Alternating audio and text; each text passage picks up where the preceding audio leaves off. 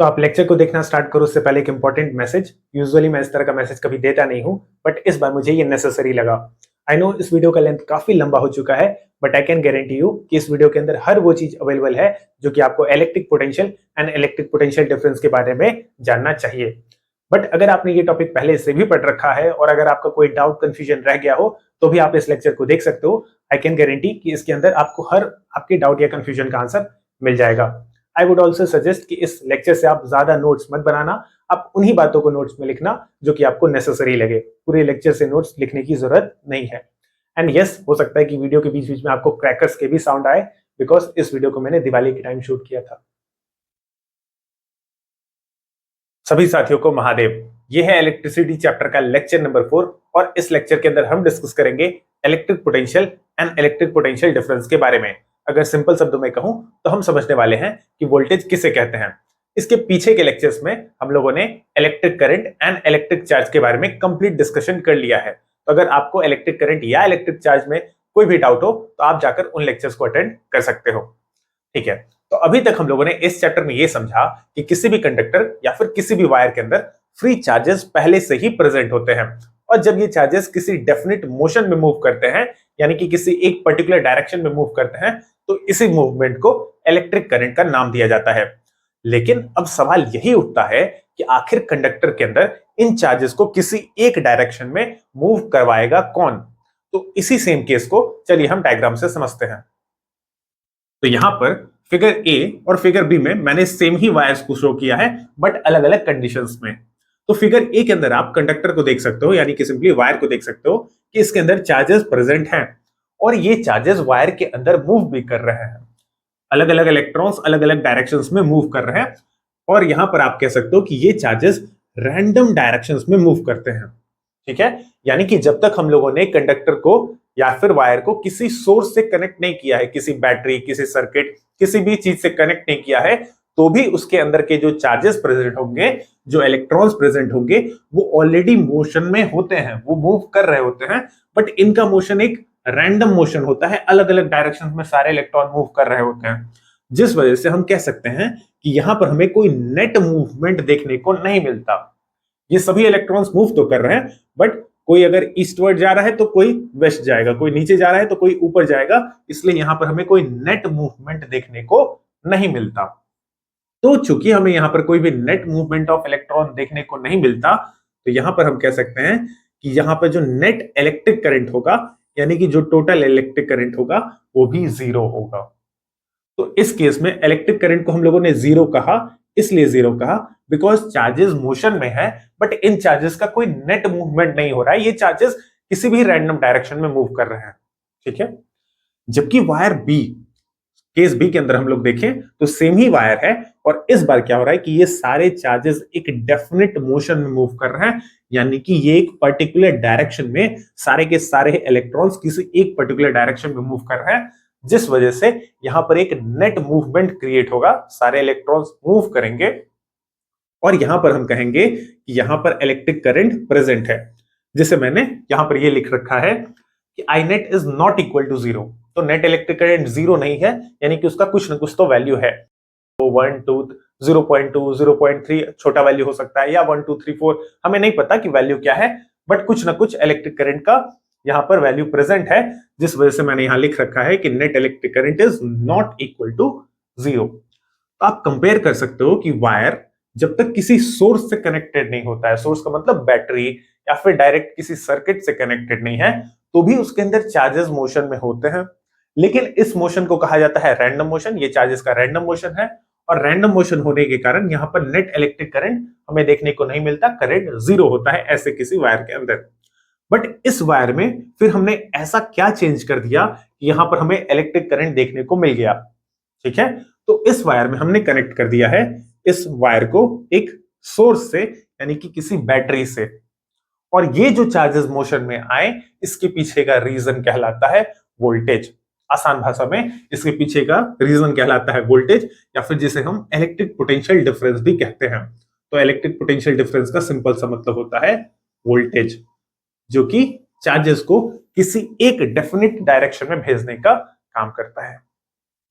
Okay, अच्छा, इस पूरे सिनेरियो को हम एक बहुत ही सिंपल एग्जांपल से कंपेयर कर सकते हैं, जिसे आप बहुत ही इजीली रिलेट कर पाओगे। तो यहां मैंने एक क्लास का सिचुएशन बनाया है। ये है क्लास 10D, और क्लास 10D के स्टूडेंट्स कुछ ज्यादा ही मिस्चीवियस है। तो अब ये स्टूडेंट्स कर क्या रहे हैं, पहले हम उसे देखते हैं।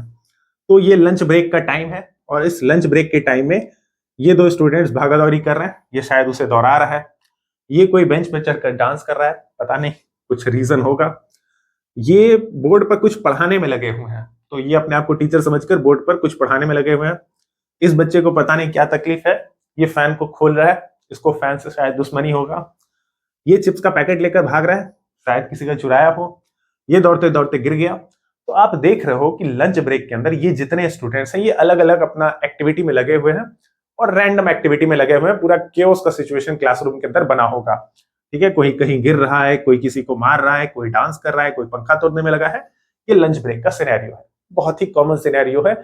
आपके साथ भी जरूर होता होगा, आपने भी जरूर देखा होगा। है। अब इस लंच ब्रेक के खत्म होने के बाद आ जाता है स्पोर्ट्स पीरियड, और स्पोर्ट्स पीरियड के लिए आपके क्लास के बाहर आकर खड़े हो जाते हैं आपके स्पोर्ट्स टीचर। तो जब स्पोर्ट्स टीचर आपके क्लास के बाहर आकर खड़े हो गए, तो अभी आपको कहते हैं कि आप सभी लाइन बनाओ, और लाइन बनाकर हमें चलना होगा स्पोर्ट्स ग्राउंड तक। बहुत ही सिंपल बात है, ऐसा हर स्कूल में होता है। अब ये सारे स्टूडेंट्स जो अभी तक बदमाशी कर रहे थे, कोई इधर जा रहा था, कोई इधर जा रहा था, सब अलग अलग डायरेक्शंस में थे। अब ये सारे स्टूडेंट्स प्रॉपर लाइन बनाकर एक सीक्वेंस से मूव करेंगे, और मूव करके अपने क्लासरूम से ये पहुंचेंगे ग्राउंड तक। तो पहले का ये जो सिनेरियो था, इससे आप एग्जैक्टली कंपेयर कर सकते हो किसी भी कंडक्टर के अंदर के सिनेरियो से। तो जिस तरह से इस क्लासरूम में स्टूडेंट्स अलग अलग डायरेक्शंस में रैंडमली कहीं पर भी मूव कर रहे थे, उसी तरीके से जब तक वायर किसी बैटरी, किसी सोर्स से कनेक्टेड नहीं होता है, किसी सर्किट में कनेक्टेड नहीं होता है, तो इसके अंदर के चार्जेस भी रैंडमली किसी भी डायरेक्शन में मूव कर रहे होते हैं। लेकिन जब इस वायर को किसी सोर्स से कनेक्ट किया जाता है, यानी कि इसके अक्रॉस वोल्टेज लगाया जाता है, तब ये इलेक्ट्रॉन्स एक डेफिनेट मोशन में मूव करते हैं। तो इस वोल्टेज को आप समझ सकते हो कि ये आपके टीचर जैसा है। जब टीचर आकर खड़े हो जाएं क्लास के बाहर, तो अब ये जो स्टूडेंट्स पहले अलग अलग डायरेक्शन में मूव कर रहे थे, अब ये सभी किसी एक डेफिनेट डायरेक्शन में मूव करना स्टार्ट करेंगे। उसे आप कह सकते हो कि टीचर के डर के कारण या रिस्पेक्ट के कारण, जो भी नाम दो, बट टीचर के प्रेजेंस के कारण ये सभी स्टूडेंट्स अब किसी एक पर्टिकुलर डायरेक्शन में मूव करना स्टार्ट करेंगे। और ये जब मोशन होगा, यानी कि जब ये पर्टिकुलर डायरेक्शन में मूव करेंगे, तो इसे हम इलेक्ट्रिक करंट का भी नाम दे सकते हैं। अगर आप यहां पर ये कंपेयर कर लो कि जो स्टूडेंट्स हैं उन्हें आप इलेक्ट्रिक चार्जेस मान लो, कि स्टूडेंट्स को अगर हम इलेक्ट्रिक चार्जेस कह दिया जाए, तो पहले ये अलग अलग डायरेक्शंस पे रैंडमली मूव कर रहे थे, जैसा कि किसी भी वायर के अंदर हो रहा होता है। और जब इस कंडक्टर के बाहर इनका टीचर आ गया, यानी कि सिंपली वोल्टेज का कोई सोर्स मिल गया, इलेक्ट्रिक पोटेंशियल डिफरेंस मिल गया, तो अब ये स्टूडेंट्स एक प्रॉपर सीक्वेंस में मूव करना स्टार्ट करेंगे, जिसे कि इलेक्ट्रिक करंट का नाम दिया जाएगा। तो अब यहां से आप रिलेट कर पा रहे होगे कि टीचर जो कि वोल्टेज का यहां पर एग्जांपल शो कर रहे हैं, वोल्टेज को रिप्रेजेंट कर रहे हैं। वोल्टेज का काम ये होता है किसी भी कंडक्टर के अंदर कि चार्जेस को एक डेफिनेट डायरेक्शन में मूव करवाना, क्योंकि चार्जेस ऑलरेडी भी मूव कर रहे होते हैं, लेकिन उनका कोई नेट मूवमेंट नहीं होता है। और नेट मूवमेंट करवाने के लिए हमें उस वायर के क्रॉस, उस कंडक्टर के क्रॉस वोल्टेज अप्लाई करना होता है, या इलेक्ट्रिक पोटेंशियल डिफरेंस अप्लाई करना होता है। और इस पोटेंशियल डिफरेंस के कारण ये जो चार्जेस हैं वो पर्टिकुलर डायरेक्शन में मूव करेंगे, और इसी मूवमेंट को इलेक्ट्रिक करंट का नाम दिया जाता है। एग्जांपल में मैंने कंपेयर कर दिया क्लासरूम को किसी वायर या कंडक्टर से। स्टूडेंट्स को आपने जैसा कि समझा कि हम लोगों ने चार्जेस का नाम दे दिया, टीचर यहां पर वोल्टेज का रोल प्ले कर रहे हैं, स्टूडेंट्स मूविंग इन लाइन, और जब ये स्टूडेंट्स किसी लाइन में मूव करने लगते हैं तो इसे करंट कहा जाता है। ठीक है, आई होप कि इस एग्जांपल से आपने ये समझा होगा कि वोल्टेज का क्या रोल होता है किसी भी कंडक्टर के अंदर। तो वोल्टेज का रोल ये होता है कि ये चार्जेस को एक डेफिनेट डायरेक्शन में, एक पर्टिकुलर डायरेक्शन में मूव करवाने का काम करता है, जिस वजह से उस कंडक्टर के अंदर इलेक्ट्रिक करंट जनरेट होता है। तो वायर के अंदर करंट आता है ड्यू टू वोल्टेज। जब आप वोल्टेज अप्लाई करते हो तो चार्जेस उसके अंदर मूव करते हैं, और इस मूवमेंट को हम नाम देते हैं इलेक्ट्रिक करंट। तो चलिए अब हम आगे चलते हैं लेक्चर में और इलेक्ट्रिक पोटेंशियल या सिंपली वोल्टेज को और डिटेल में डिस्कस करते हैं। तो अब लेक्चर में आगे बढ़ने से पहले हम कुछ कॉमन ऑब्जर्वेशंस पर नजर डालते हैं। अब हम ऐसा क्यों कर रहे हैं ये आप लेक्चर में आगे समझ जाओगे। तो यहां मेरे पास एक इंक्लाइंड प्लेन है और अगर मैं इस इंक्लाइंड प्लेन के ऊपर इस बॉल को रखूं तो ऑब्वियसली ये बॉल नीचे आ जाएगा। ऐसा बार बार करके देख सकते हैं कि जब भी मैं इसे ऊपर रखूंगा तो ये बॉल खुद ब खुद नीचे आ जाएगा। हमें इसमें कुछ भी नहीं करना होगा, ये बॉल ऑटोमेटिकली नीचे आ जाएगा। ऐसा लग रहा है जैसे ये इसका नेचुरल टेंडेंसी है। तो जितनी बार भी मैं इस बॉल को इस इंक्लाइंड प्लेन के ऊपर रखकर छोड़ू ये बॉल खुद ब खुद नीचे आ जाता है। ठीक है, एक और एग्जांपल हम देखते हैं। यहां आपके सामने दो बॉटल्स हैं जो कि कनेक्टेड हैं इस पाइप के थ्रू और दोनों ही बॉटल्स के अंदर वाटर फिल्ड है। अब अगर मैं इन दोनों बॉटल्स में से किसी एक बॉटल की हाइट को ऊपर करूं तो इस बॉटल को अगर मैं ऊपर ले जाऊं तो आप देखोगे कि दूसरी बॉटल में वाटर फ्लो होना स्टार्ट हो चुका है, वाटर फिल हो रहा है। आप देखिए यहां पर वाटर का लेवल बढ़ रहा है। अब अगर मैं इस वाटर बॉटल को ऊपर ले जाऊं तो आप देखो कि इस बॉटल के अंदर दूसरे वाली बॉटल के अंदर वाटर फिल होना स्टार्ट हो जाएगा। तो आप देखिए यहां पर वाटर फिल हो रहा है और ये वाटर फिल होने लगा। ठीक है, आपने देखा कि नीचे जो बॉटल है उसमें वाटर का हाइट राइज कर रहा है। जिसे भी मैं ऊपर लेकर जाऊं इससे वाटर फ्लो कर रहा है इस वाले बॉटल के अंदर। ठीक है, ऐसा करने में मजा आ रहा है। ठीक है, तो अब हम इस एग्जांपल को बोर्ड पर डिटेल में डिस्कस करते हैं कि ऐसा क्यों हो रहा है।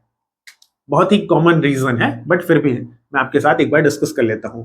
तो पहले केस में यहां मेरे पास एक इंक्लाइंड प्लेन था और इंक्लाइंड प्लेन के ऊपर जब मैं बॉल को रखता हूं या किसी ऑब्जेक्ट को रखता हूं तो ये वहां पर हायर पोटेंशियल एनर्जी के स्टेट में होता है। किसी भी इंक्लाइंड प्लेन के ऊपर जब बॉल प्रेजेंट है तो वहां पर उसकी पोटेंशियल एनर्जी हाई होती है और जब हम उसे वहां से छोड़ते हैं तो वो खुद ब खुद नीचे आ जाता है due to difference in potential energy. तो जब भी आप किसी बॉल को इंक्लाइंड प्लेन के ऊपर छोड़ोगे वो खुद ब खुद नीचे आ जाएगा बिकॉज कोई भी ऑब्जेक्ट हायर पोटेंशियल एनर्जी से लोअर पोटेंशियल एनर्जी में जाना चाहता है। ये नेचर का रूल है। अगला एग्जांपल हम लोगों ने देखा कि एक बॉटल था लोअर हाइट पर और एक बॉटल था हाइट पर। ठीक है, सम हाइट पर। तो जिस हाइट जो बॉटल हाइट पर था वहां से वाटर फ्लो करना स्टार्ट करता है towards that bottle which is at lower height. तो ये अगर ज्यादा हाइट पर बॉटल है तो इस बॉटल से वाटर फ्लो करना स्टार्ट किया इस बॉटल के अंदर। और अब अगर हम इस बॉटल को उठाकर इसे ज्यादा हाइट पर लेकर चल जाए तो ऑब्वियसली इस बॉटल से इस बॉटल के अंदर वाटर फ्लो करना स्टार्ट करेगा। यानी कि ये जो हमें वाटर का फ्लो देखने को मिल रहा है ये वाटर का फ्लो देखने को मिल रहा है प्रेशर डिफरेंस के कारण। क्योंकि जब हम किसी बॉटल को हाइट में ऊपर करते हैं तो उस बॉटल के अंदर प्रेशर ज्यादा हो जाता है, वाटर का प्रेशर ज्यादा हो जाता है और वाटर हायर प्रेशर से लोअर प्रेशर में हमेशा फ्लो करता है। ये नेचर का रूल आप कह सकते हो, सिंपली नेचर में हम ऑब्जर्व करते हैं। तो जिस बॉटल को आपने ऊपर किया वहां पर प्रेशर हाई हो जाता है वाटर का, इस वजह से उस बॉटल से वाटर दूसरे बॉटल के अंदर फ्लो करती है जहां पर लोअर प्रेशर होता है। तो ऐसा वाटर का फ्लो हुआ due to difference in pressure. कुछ और एग्जांपल्स हम देख लेते हैं। अगर हम किसी गर्म ग्लास में प्रेजेंट दूध को ठंडा करने के लिए वाटर के अंदर रखें जो कि हम लोग कॉमनली करते हैं, ठीक है, तो ग्लास में प्रेजेंट गर्म दूध को जब आप पानी में रखते हो तो वो खुद ब खुद कुछ समय बाद ठंडा हो जाता है। बट ऐसा होता क्यों है? बिकॉज ग्लास के अंदर प्रेजेंट जो भी हीट था, हीट एनर्जी, वो हीट एनर्जी टाइम के साथ फ्लो करता है वाटर के अंदर। ठीक है, तो वो अपनी एनर्जी को एक्सचेंज कर देता है, अपनी एनर्जी को लॉस कर देता है टू द वाटर। तो ग्लास से हीट एनर्जी निकलकर वाटर में आ जाती है और जब वाटर और ग्लास का टेम्परेचर सेम हो जाएगा तो ये हीट फ्लो होना रुक जाएगी। बॉटल के केस में भी जब दोनों बॉटल का हाइट सेम हो जाएगा तो वाटर का फ्लो होना रुक जाएगा। बॉल जब ग्राउंड पर आ जाएगा तो खुद ब खुद ऊपर नहीं जाएगा। अगला एग्जांपल हम देखते हैं। यहां पर क्या हो रहा है, सपोज कि एक विंडो है और विंडो के बाहर अगर विंड चल रही है, हवा बहुत तेजी से चल रही है, तो आप जानते हो कि अगर खिड़की खुला होता है तो एयर खिड़की से अंदर आने लगती है। बिकॉज जहां पर हवा चल रहा है तेजी से वहां हाई प्रेशर होता है और नॉर्मली हमारे घरों के अंदर जो एयर है वहां पर लो प्रेशर होता है। तो विंड या फिर एयर हाई प्रेशर से लो प्रेशर के अंदर फ्लो करती है, इसलिए बाहर की हवा खिड़की से होते हुए अंदर आ जाती है, घर के अंदर आ जाती है विंडो से होते हुए।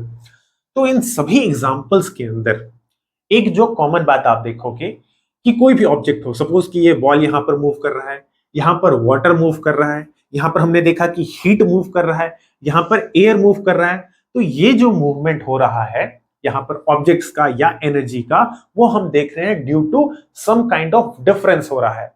दोनों चीजों में कहीं ना कहीं डिफरेंस है और इसी डिफरेंस के कारण ही इन ऑब्जेक्ट्स का मूवमेंट हो रहा है। तो यहां पर बॉल पहले हायर पोटेंशियल एनर्जी के स्टेट में था, तो वो वहां से मूव करके लोअर पोटेंशियल एनर्जी के स्टेट में आना चाहा। वाटर हाई प्रेशर पर था, तो वो वहां से फ्लो होकर लोअर प्रेशर के टुवर्ड्स आना चाहा। विंड हाई प्रेशर से लो प्रेशर में मूव करना चाहती है। हीट हाई टेम्परेचर से लो टेम्परेचर के टुवर्ड्स मूव करना चाहती है। तो नेचर के अंदर एक बहुत ही कॉमन फेनोमेना हम देख सकते हैं कि कोई भी ऑब्जेक्ट या इवन एनर्जी अपनी हायर स्टेट से लोअर पोटेंशियल के स्टेट में आना चाहती है। तो ये एक बहुत ही कॉमन ऑब्जर्वेशन है।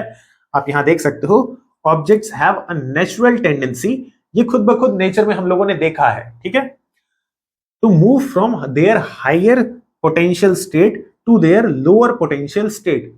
वो अपने हायर एनर्जी के स्टेट से लोअर एनर्जी के स्टेट में मूव करना चाहता है कोई भी ऑब्जेक्ट, ऐसा हम लोगों ने नेचर में होते हुए देखा है।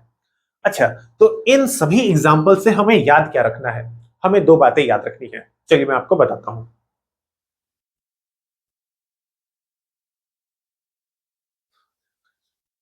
तो फर्स्ट पॉइंट हमें यह याद रखना है कि कोई भी ऑब्जेक्ट या फिर एनर्जी तब तक मूव नहीं करेगी जब तक दो पॉइंट्स के बीच पोटेंशियल का डिफरेंस न क्रिएट हो जाए।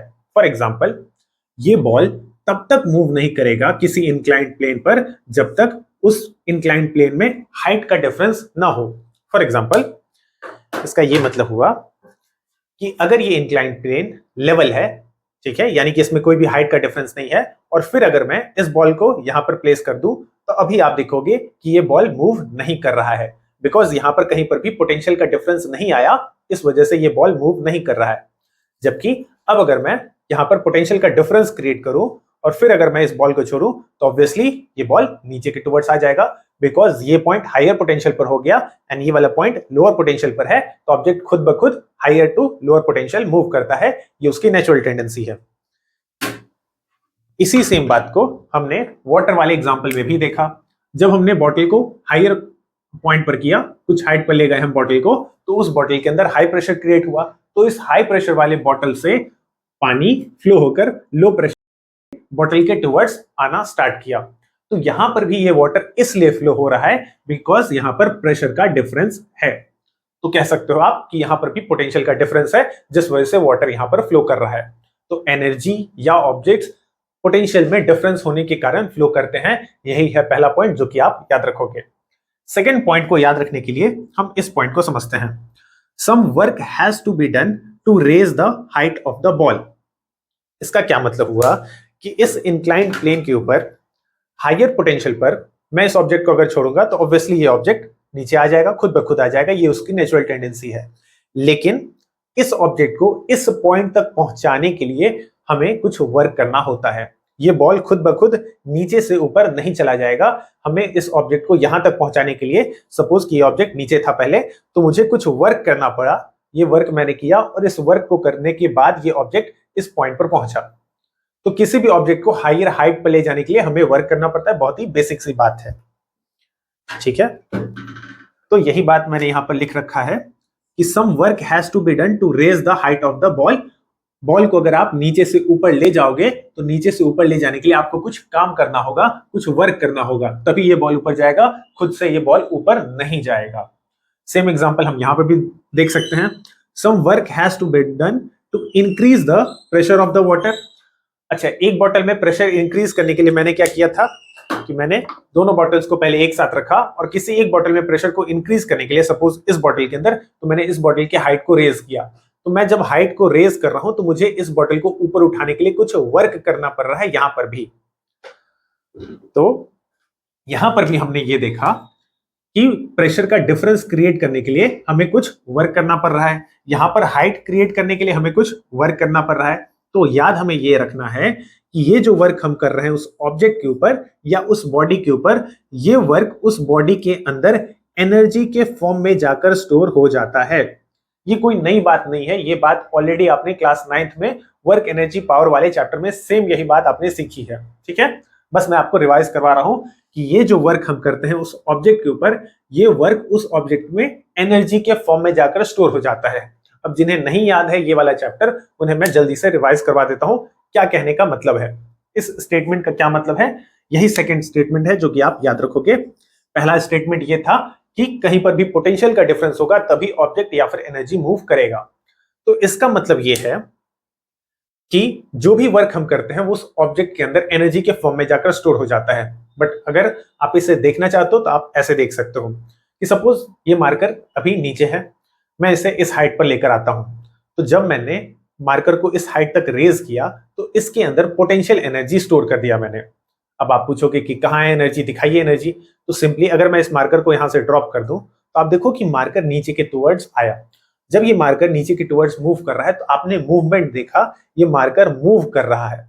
और मूवमेंट के कारण हम जानते हैं कि किसी भी बॉडी के अंदर कौन सी एनर्जी होती है, काइनेटिक एनर्जी। तो अगर इस ऑब्जेक्ट के पास पहले से एनर्जी नहीं होती इस हाइट पर तो इसके पास काइनेटिक एनर्जी कहां से आ जाता। और ये ऑब्जेक्ट जब इस हाइट पर है तो इसमें एनर्जी आया कहां से, क्योंकि मैंने इसके ऊपर वर्क किया। इस ऑब्जेक्ट को इस हाइट तक ले जाने के लिए जो भी मैंने इस पे वर्क किया वही वर्क इस मार्कर के अंदर एनर्जी के फॉर्म में जाकर स्टोर हुआ। और ये हमें कब पता चलेगा, जब हम इस मार्कर को छोड़ते हैं, ड्रॉप करते हैं, तो ये मार्कर काइनेटिक एनर्जी हमें शो करता है। इट मींस कि उसके पास पहले से ही कुछ एनर्जी था और वो एनर्जी उसके अंदर स्टोर हुआ क्योंकि मैंने उसके ऊपर वर्क किया। ठीक है, उसे हाइट तक ले जाने के लिए मैंने उसके ऊपर वर्क किया। तो बहुत ही बेसिक सी बात थी, अपने क्लास 9th में ऑलरेडी पढ़ रखा होगा। चलिए अब हम इलेक्ट्रिक पोटेंशियल डिफरेंस और इलेक्ट्रिक पोटेंशियल को समझने की कोशिश करते हैं।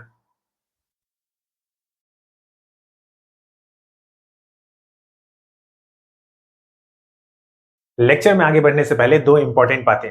पहला ये कि electric potential and electric potential difference ये दो अलग अलग चीजें हैं। बहुत से स्टूडेंट्स इसे सेम ही मान लेते हैं बट इनमें डिफरेंस है। ऑल्दो ये बहुत हद तक सिमिलर भी हैं बट इनमें डिफरेंस है, ये एग्जैक्टली सेम नहीं कहे जा सकते। ओके, ये भी याद रखिए कि इलेक्ट्रिक पोटेंशियल डिफरेंस को ही हम पोटेंशियल डिफरेंस कहते हैं या फिर सिंपली इसे ही वोल्टेज कहा जाता है। ठीक है, तो आप वोल्टेज सुनो या इलेक्ट्रिक पोटेंशियल डिफरेंस सुनो या सिंपली पोटेंशियल डिफरेंस सुनो, तीनों का ही सेम मतलब होता है। कई बार स्टूडेंट्स नेम में ही कंफ्यूज रहते हैं, तो आप कंफ्यूजन मत रखिएगा वरना आप जाकर एग्जाम में कुछ ना कुछ गलती करोगे। इन तीनों का सेम मतलब है। On the other hand electric potential अलग होता है, ये बात याद रखिएगा कि इलेक्ट्रिक पोटेंशियल डिफरेंट है। ठीक है, सेकेंड बात, यहां पर हम लोग इलेक्ट्रिक पोटेंशियल के बारे में जो कुछ भी डिस्कशन करने वाले हैं वो शायद आपकी बोर्ड एग्जामिनेशन में, क्लास 10th की बोर्ड एग्जामिनेशन में कभी भी ना पूछा जाए। ठीक है, तो अगर आप इस लेक्चर को अपने नॉलेज के लिए देखना चाहते हो तो वेरी गुड, आप अपने अंडरस्टैंडिंग के लिए देख सकते हो इस लेक्चर को, यह आपके लिए आगे के लिए भी हेल्पफुल रहेगा, क्लास 12th के फिजिक्स के लिए हेल्पफुल रहेगा।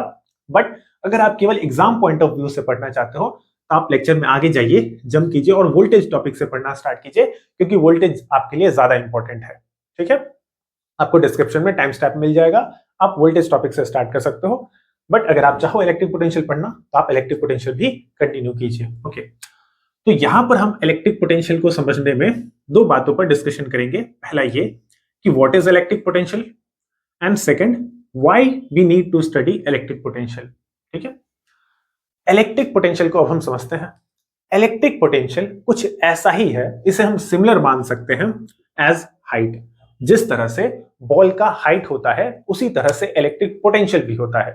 तो अगर आप बॉल का हाइट ज्यादा रखोगे तो बॉल तेजी से नीचे आएगा, बॉल का हाइट अगर आपने कम रखा तो बॉल स्लोली नीचे जाएगा। या फिर इलेक्ट्रिक पोटेंशियल को हम सिमिलर मान सकते हैं पानी के प्रेशर जैसा।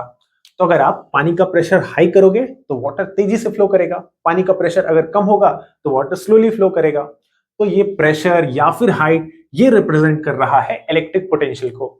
इलेक्ट्रिक पोटेंशियल के कारण चार्जेस फ्लो करते हैं। प्रेशर के कारण जिस तरह से पानी फ्लो किया, हाइट के कारण जिस तरह से बॉल मूव किया, उसी तरीके से इलेक्ट्रिक पोटेंशियल चार्ज को धक्का देता है, चार्ज को मूव करवाता है।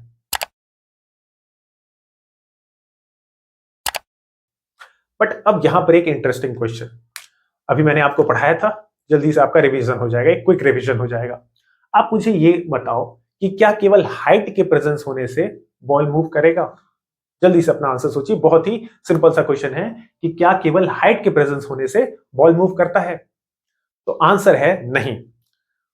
इसे हम दोबारा से देख लेते हैं। तो अगर ये एक प्लेन है और इस प्लेन पर मैं बॉल को कुछ इस तरीके से प्लेस कर दूं, बट ये बॉल अभी मूव नहीं कर रहा है बिकॉज इसके दोनों ही पॉइंट्स में हाइट का कोई भी डिफरेंस नहीं है। लेकिन जैसे ही मैं हाइट का डिफरेंस क्रिएट करता हूं तो अब ये बॉल मूव करने लगता है। तो बॉल हाइट की वजह से मूव नहीं करता, बॉल मूव करता है हाइट में डिफरेंस होने के कारण। बॉल हाइट में डिफरेंस होने के कारण मूव करता है। इस एग्जांपल को हम लोगों ने पहले भी देख रखा है। ठीक है, एग्जैक्टली सेम बात हम वाटर के प्रेशर वाले केस में भी डिस्कस कर सकते हैं। यहां पर दोनों ही बॉटल्स के अंदर वाटर फिल्ड है और दोनों ही बॉटल्स में प्रेशर भी प्रेजेंट है। एटमॉस्फेरिक प्रेशर दोनों ही बॉटल्स पर लग रहा है। बट क्या इन दोनों बॉटल्स के बीच वाटर का एक्सचेंज हो रहा है? क्या वाटर यहां पर फ्लो कर रहा है? आंसर है नहीं। लेकिन अब जैसे ही मैं एक बॉटल को ऊपर करता हूं तो आप देखोगे कि दूसरा वाला बॉटल में पानी फिल हो रहा है। ठीक है, तो इस बॉटल में पानी इसलिए फिल हो रहा है बिकॉज इस बार मैंने वाटर प्रेशर में डिफरेंस क्रिएट किया। प्रेशर में डिफरेंस होने के कारण हमने देखा कि वाटर मूव करता है, न कि केवल प्रेशर प्रेजेंट होने से। ठीक इसी तरीके से केवल इलेक्ट्रिक पोटेंशियल प्रेजेंट होने से चार्ज मूव नहीं करता, हमें चाहिए होता है difference in electric pressure. Difference in electric pressure यानी कि simply difference in electric potential. इसे आप इलेक्ट्रिक प्रेशर का भी नाम दे सकते हो। जिस तरह से वाटर प्रेशर वाटर को मूव करवाता है, ठीक उसी तरीके से इलेक्ट्रिक प्रेशर या फिर जिसे सही तरीके से कहा जाए तो इलेक्ट्रिक पोटेंशियल, ये दो पॉइंट्स के बीच चार्जेस को मूव करवाने का काम करता है। तो अगर दो पॉइंट्स हैं, पॉइंट ए एंड बी, और इन दोनों पॉइंट्स के बीच हमें किसी इलेक्ट्रिक चार्ज को मूव करवाना हो अगर, तो इन दोनों पॉइंट्स के बीच इलेक्ट्रिक पोटेंशियल का डिफरेंस होना चाहिए। तो आप इलेक्ट्रिक पोटेंशियल को सिंप्लिसिटी के लिए अपने माइंड में याद कर लो कि ये इलेक्ट्रिक प्रेशर होता है। तो जब तक प्रेशर नहीं क्रिएट होगा इन दोनों पॉइंट्स के बीच, तब तक ये चार्ज मूव नहीं करेगा। और यही जब डिफरेंस हम ले लेते हैं, दो पॉइंट्स के बीच इलेक्ट्रिक पोटेंशियल का डिफरेंस ले लेते हैं, तो उसे ही कह दिया जाता है voltage. Difference in electric potential of two points is voltage. तो हम डिटेल में डिस्कशन करते हैं कि इलेक्ट्रिक पोटेंशियल किसे कहा जाता है। तो पिछले स्लाइड में हम लोगों ने यह समझने की कोशिश की कि what is electric potential. Electric potential आखिर होता क्या है? तो हमने ये जाना कि इलेक्ट्रिक पोटेंशियल वाटर के प्रेशर जैसा ही है जो कि चार्जेस को मूव करवाने का काम करता है। तो अब हम आंसर करते हैं कि why we study electric potential. आखिर हम इलेक्ट्रिक पोटेंशियल पढ़ते ही क्यों हैं? तो इलेक्ट्रिक पोटेंशियल को पढ़ने का एक बहुत ही सॉलिड रीजन ये है कि अगर हमें किसी पॉइंट पर इलेक्ट्रिक पोटेंशियल की वैल्यू पता चल जाए तो हम उस पॉइंट पर electric potential energy easily find कर सकते हैं। तो अब सर एनर्जी फाइंड करके क्या करेंगे? देखिए, हमारा main target electric potential energy ही फाइंड करना होता है। लेकिन क्लास 10th में इलेक्ट्रिक पोटेंशियल एनर्जी का कोई भी डिस्कशन नहीं है। आप क्लास 12th में इसके बारे में पढ़ोगे। तो इलेक्ट्रिक पोटेंशियल एनर्जी फाइंड करने के लिए हमें उस पॉइंट पर इलेक्ट्रिक पोटेंशियल की वैल्यू पता होनी चाहिए। इस वजह से हम इलेक्ट्रिक पोटेंशियल को पढ़ते हैं। तो आपने दोनों ही क्वेश्चंस के आंसर समझ लिए कि what is electric potential and why we study electric potential. तो अब हम इसके डेफिनेशन को समझ सकते हैं। ठीक है, यही सेम बात मैंने यहां पर लिख रखा है कि इलेक्ट्रिक पोटेंशियल को भी हम कैपिटल वी लेटर से रिप्रेजेंट करते हैं। Okay, electric potential tells us how much energy, energy का यहां पर मतलब है electric potential energy, electric potential energy. अच्छा, आपको कोई कंफ्यूजन ना हो इसलिए मैं आपको समझा देता हूं कि आपने पोटेंशियल एनर्जी जो पढ़ रखा था क्लास 9 तक, potential energy is equal to mgh। ये पोटेंशियल एनर्जी का एक फॉर्म होता है जिसे हम कहते हैं gravitational potential energy. But potential energy के और भी फॉर्म्स होते हैं जैसे कि इलेक्ट्रिक पोटेंशियल एनर्जी या फिर इलास्टिक पोटेंशियल एनर्जी। तो पोटेंशियल एनर्जी का मतलब केवल mgh नहीं है। ठीक है, ओके। तो हमने ये समझा कि इलेक्ट्रिक पोटेंशियल हमें किसी भी पॉइंट पर किस चीज की वैल्यू बता देगा? इलेक्ट्रिक पोटेंशियल एनर्जी की वैल्यू बता देगा। ओके, अच्छा, यहां पर मैंने इलेक्ट्रिक फील्ड भी लिख रखा है, इसका मतलब मैं आपको समझाता हूं। बट फिलहाल आपने ये समझा कि किसी भी पॉइंट पर अगर हमें एनर्जी की वैल्यू चाहिए, कौन सी एनर्जी? Electric potential energy. तो उस पॉइंट पर हमें क्या पता होना चाहिए? इलेक्ट्रिक पोटेंशियल का वैल्यू पता होना चाहिए। ओके, और इलेक्ट्रिक फील्ड का क्या मतलब होता है सर? तो इलेक्ट्रिक फील्ड को आप सिंपल रिलेट कर सकते हो मैग्नेटिक फील्ड से। सपोज कि अगर ये एक मैग्नेट है तो इस मैग्नेट के अराउंड अगर हम किसी दूसरे मैग्नेट को लेकर आए तो ये मैग्नेट उसे अट्रैक्ट या फिर रिपेल करेगा। तो ये पर्टिकुलर एक रीजन में ही करेगा। एक रीजन होगा जहां तक अगर आप दूसरे मैग्नेट को लाओ तो ये मैग्नेट उसे अट्रैक्ट करेगा या रिपेल करेगा। तो उसके अराउंड एक रीजन बना होता है जहां पर इसका मैग्नेटिक फील्ड, इसका मैग्नेटिक बिहेवियर काम करता है। ठीक उसी तरीके से हर चार्ज के अराउंड भी एक एरिया होता है, एक रीजन होता है जहां पर उस चार्ज का फोर्स ऑफ अट्रैक्शन या रिपल्शन वर्क करता है। ठीक है, अगर हम इस चार्ज के नजदीक किसी सिमिलर चार्ज को लेकर आए, किसी पॉजिटिव चार्ज को लेकर आए, तो ये उसे रिपेल करेगा। अगर हम किसी नेगेटिव चार्ज को लेकर आए तो ये उसे अट्रैक्ट कर लेगा। तो ये जो स्पेस होता है किसी चार्ज के अराउंड जिसमें वो दूसरे चार्जेस को अट्रैक्ट और रिपेल कर सकता है, ये कहलाता है उस चार्ज का इलेक्ट्रिक फील्ड।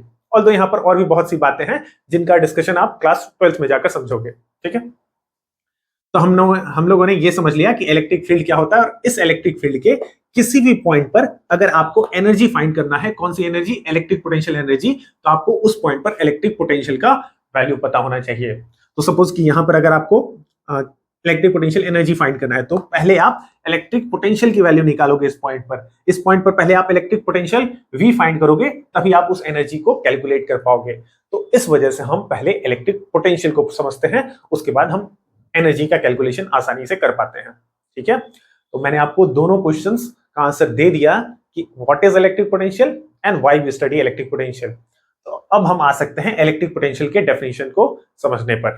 ठीक है, ये बताना जरूरी था। मैं डायरेक्टली आपको इलेक्ट्रिक पोटेंशियल का डेफिनेशन भी समझा सकता था, बट हमेशा आपके मन में फिर कंफ्यूजन बना होता कि इलेक्ट्रिक पोटेंशियल एक्चुअल में होता क्या है, क्योंकि डेफिनेशन तो आप समझ जाते बट कभी भी उस चीज को फील नहीं कर पाते कि इलेक्ट्रिक पोटेंशियल होता क्या है। तो पिछले 20-25 मिनट में मैंने आपको यही समझाने की कोशिश की कि इलेक्ट्रिक पोटेंशियल होता क्या है। अब हम डेफिनेशन को समझने की कोशिश करते हैं। ठीक है, तो इलेक्ट्रिक पोटेंशियल का डेफिनेशन हमें यह बताता है कि अगर हम किसी चार्ज को, किसी स्मॉल चार्ज को इंफिनिटी पर रख लें, और इस चार्ज को हम कैपिटल क्यू लेटर से डिनोट कर देते हैं। सर आपने इंफिनिटी पर ही क्यों रखा? तो इंफिनिटी पर रखने का एक बहुत ही अच्छा रीजन है कि इंफिनिटी पर इलेक्ट्रिक पोटेंशियल एनर्जी की वैल्यू 0 हो जाएगी सिंपली। ठीक है, तो इंफिनिटी पर रखने में हमारा कैलकुलेशन आसान हो जाएगा। और हम दूसरा भी रेफरेंस पॉइंट चूज कर सकते थे, बट इंफिनिटी पर हमारा कैलकुलेशन आसान रहेगा।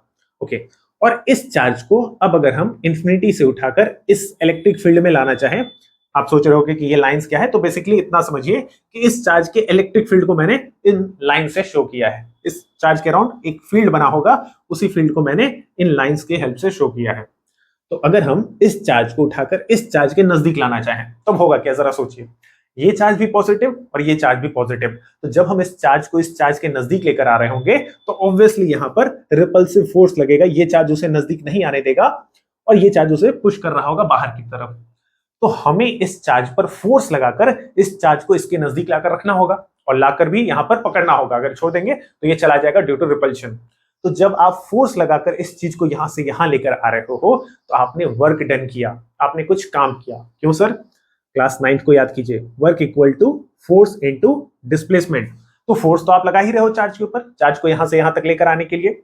दूसरी बात कि आप डिस्प्लेसमेंट भी कर रहे हो, ये चार्ज यहां से उठकर यहां तक आया तो आपने फोर्स भी लगाया, आपने डिस्प्लेसमेंट भी करवाया चार्ज का, तो आपने अल्टीमेटली इस चार्ज के ऊपर वर्क डन किया। हम लिख सकते हैं यहां पर कि चार्ज के ऊपर वर्क डन हुआ है।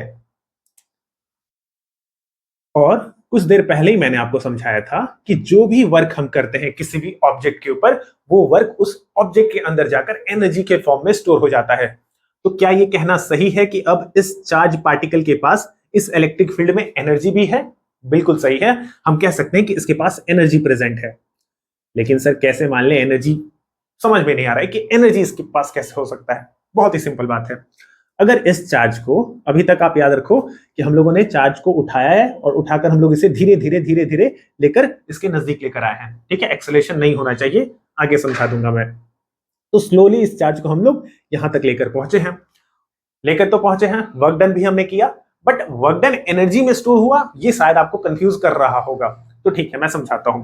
अगर इस चार्ज को हम यहां पर होल्ड करके ना रखें, अगर हम इसे ना पकड़ें और इसे सिंपली छोड़ दें, यहां सपोज कि इस चार्ज को मैंने अब छोड़ दिया, तो ये वाला बड़ा चार्ज इस छोटे चार्ज पर रिपल्सिव फोर्स लगाएगा और फोर्स लगाकर इसे इस तरफ भेजेगा।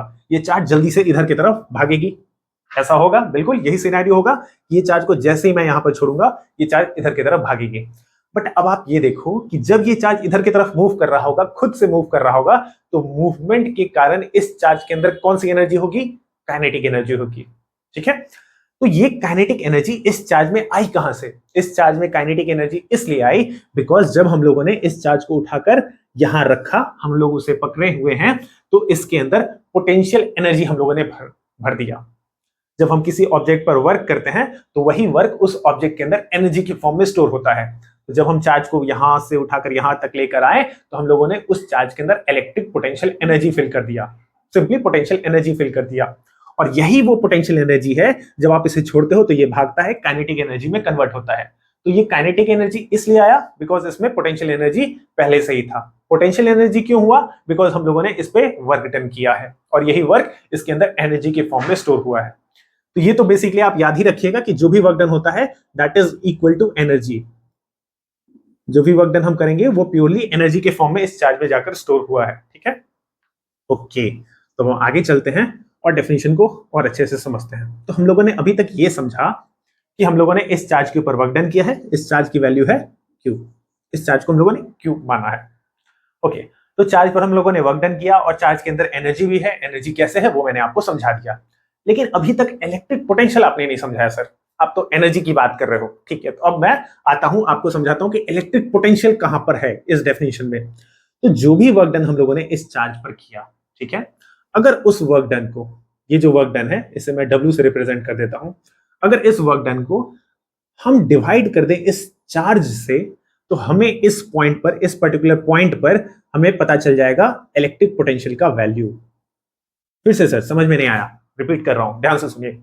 अगर हमें इस पॉइंट पर इलेक्ट्रिक पोटेंशियल, क्योंकि हमारा मेन टारगेट तो इलेक्ट्रिक पोटेंशियल फाइंड करना था, अगर हमें इस पॉइंट पर इलेक्ट्रिक पोटेंशियल फाइंड करना है तो हम सिंपली क्या करेंगे कि जो भी वर्क डन हम लोगों ने किया, इस वर्क डन को मैं W लिख देता हूं, तो जो भी वर्क डन हम लोगों ने किया उसे उस चार्ज से ही डिवाइड कर दीजिए। चार्ज की वैल्यू क्या थी? चार्ज की वैल्यू थी Q। अगर चार्ज का वैल्यू 2Q रहता तो 2Q से डिवाइड करते, कुछ भी वैल्यू रहता उसी वैल्यू से हमें डिवाइड करना होता, तो हमें उस पॉइंट पर इलेक्ट्रिक पोटेंशियल का वैल्यू पता चल जाता।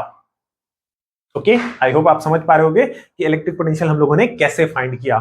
पहले हम लोगों ने वर्क डन किया और उसी वर्क डन को डिवाइड कर डाला चार्ज के वैल्यू से। तो इस तरह से किसी भी पॉइंट पर हम इलेक्ट्रिक पोटेंशियल को डिफाइन कर लेते हैं। यही सेम बात मैंने डेफिनेशन में भी लिख रखा है, तो चलिए हम डेफिनेशन को रीड करते हैं और अच्छे से समझते हैं इस कंसेप्ट को। डेफिनेशन ये है कि electric potential at a point, किसी भी पॉइंट पर, यहां पॉइंट सपोज कि हम लोगों ने पॉइंट को P नाम दे दिया, at a point in an electric field. Electric field क्या होता है ये मैंने आपको समझाया। तो इस चार्ज का जो इलेक्ट्रिक फील्ड है, उस इलेक्ट्रिक फील्ड में किसी पॉइंट पर इलेक्ट्रिक पोटेंशियल की जो वैल्यू होगी that is equal to amount of work done, amount of work done per unit charge. Per unit charge, per unit charge मतलब आप उसे चार्ज से डिवाइड करो, पर यूनिट चार्ज। ठीक है, किसी भी क्वांटिटी का पर यूनिट निकालना होता है तो आप उस क्वांटिटी को दूसरे क्वांटिटी से डिवाइड करते हो। तो इसलिए हम लोगों ने वर्क डन को डिवाइड कर डाला चार्ज से, to move a charge from infinity to that point without acceleration. अच्छा, एक्सेलरेशन का मतलब मैं आपको समझा देता हूं। विदाउट एक्सेलरेशन इसलिए जरूरी है, या फिर सिंपली हमें चार्ज को स्लोली लेकर आना होता है। ये मैंने आपको समझाया था कि हम चार्ज को धीरे धीरे लेकर आते हैं, एक्सेलरेशन के विदाउट लेकर आते हैं। बिकॉज अगर इस कैलकुलेशन में एक्सेलरेशन आया, अगर ये चार्ज एक्सेलरेटेड हुआ, तो हमारा पोटेंशियल एनर्जी का कैलकुलेशन, पोटेंशियल एनर्जी का कैलकुलेशन और डिफिकल्ट हो जाएगा, उसमें काइनेटिक एनर्जी इन्वॉल्व हो जाएगा। तो सिंपल सी बात है कि एक्सेलरेशन इसलिए नहीं होना चाहिए ताकि हमारा कैलकुलेशन आसान रहे। ठीक है, और डेफिनेशन तो बाकी सब वही है कि अगर आप किसी चार्ज को इंफिनिटी से लेकर आओ, किसी पॉइंट पर लेकर आओ, और उस पॉइंट पर जो भी वर्क डन आपने किया होगा उस वर्क डन को चार्ज से डिवाइड करो, तो आपको उस पॉइंट पर इलेक्ट्रिक पोटेंशियल की वैल्यू पता चल जाएगी। आई होप अब आप इलेक्ट्रिक पोटेंशियल का डेफिनेशन भी समझ रहे होंगे। मैं इसे इरेज करता हूं और कुछ और पॉइंट्स को डिस्कस करता हूं।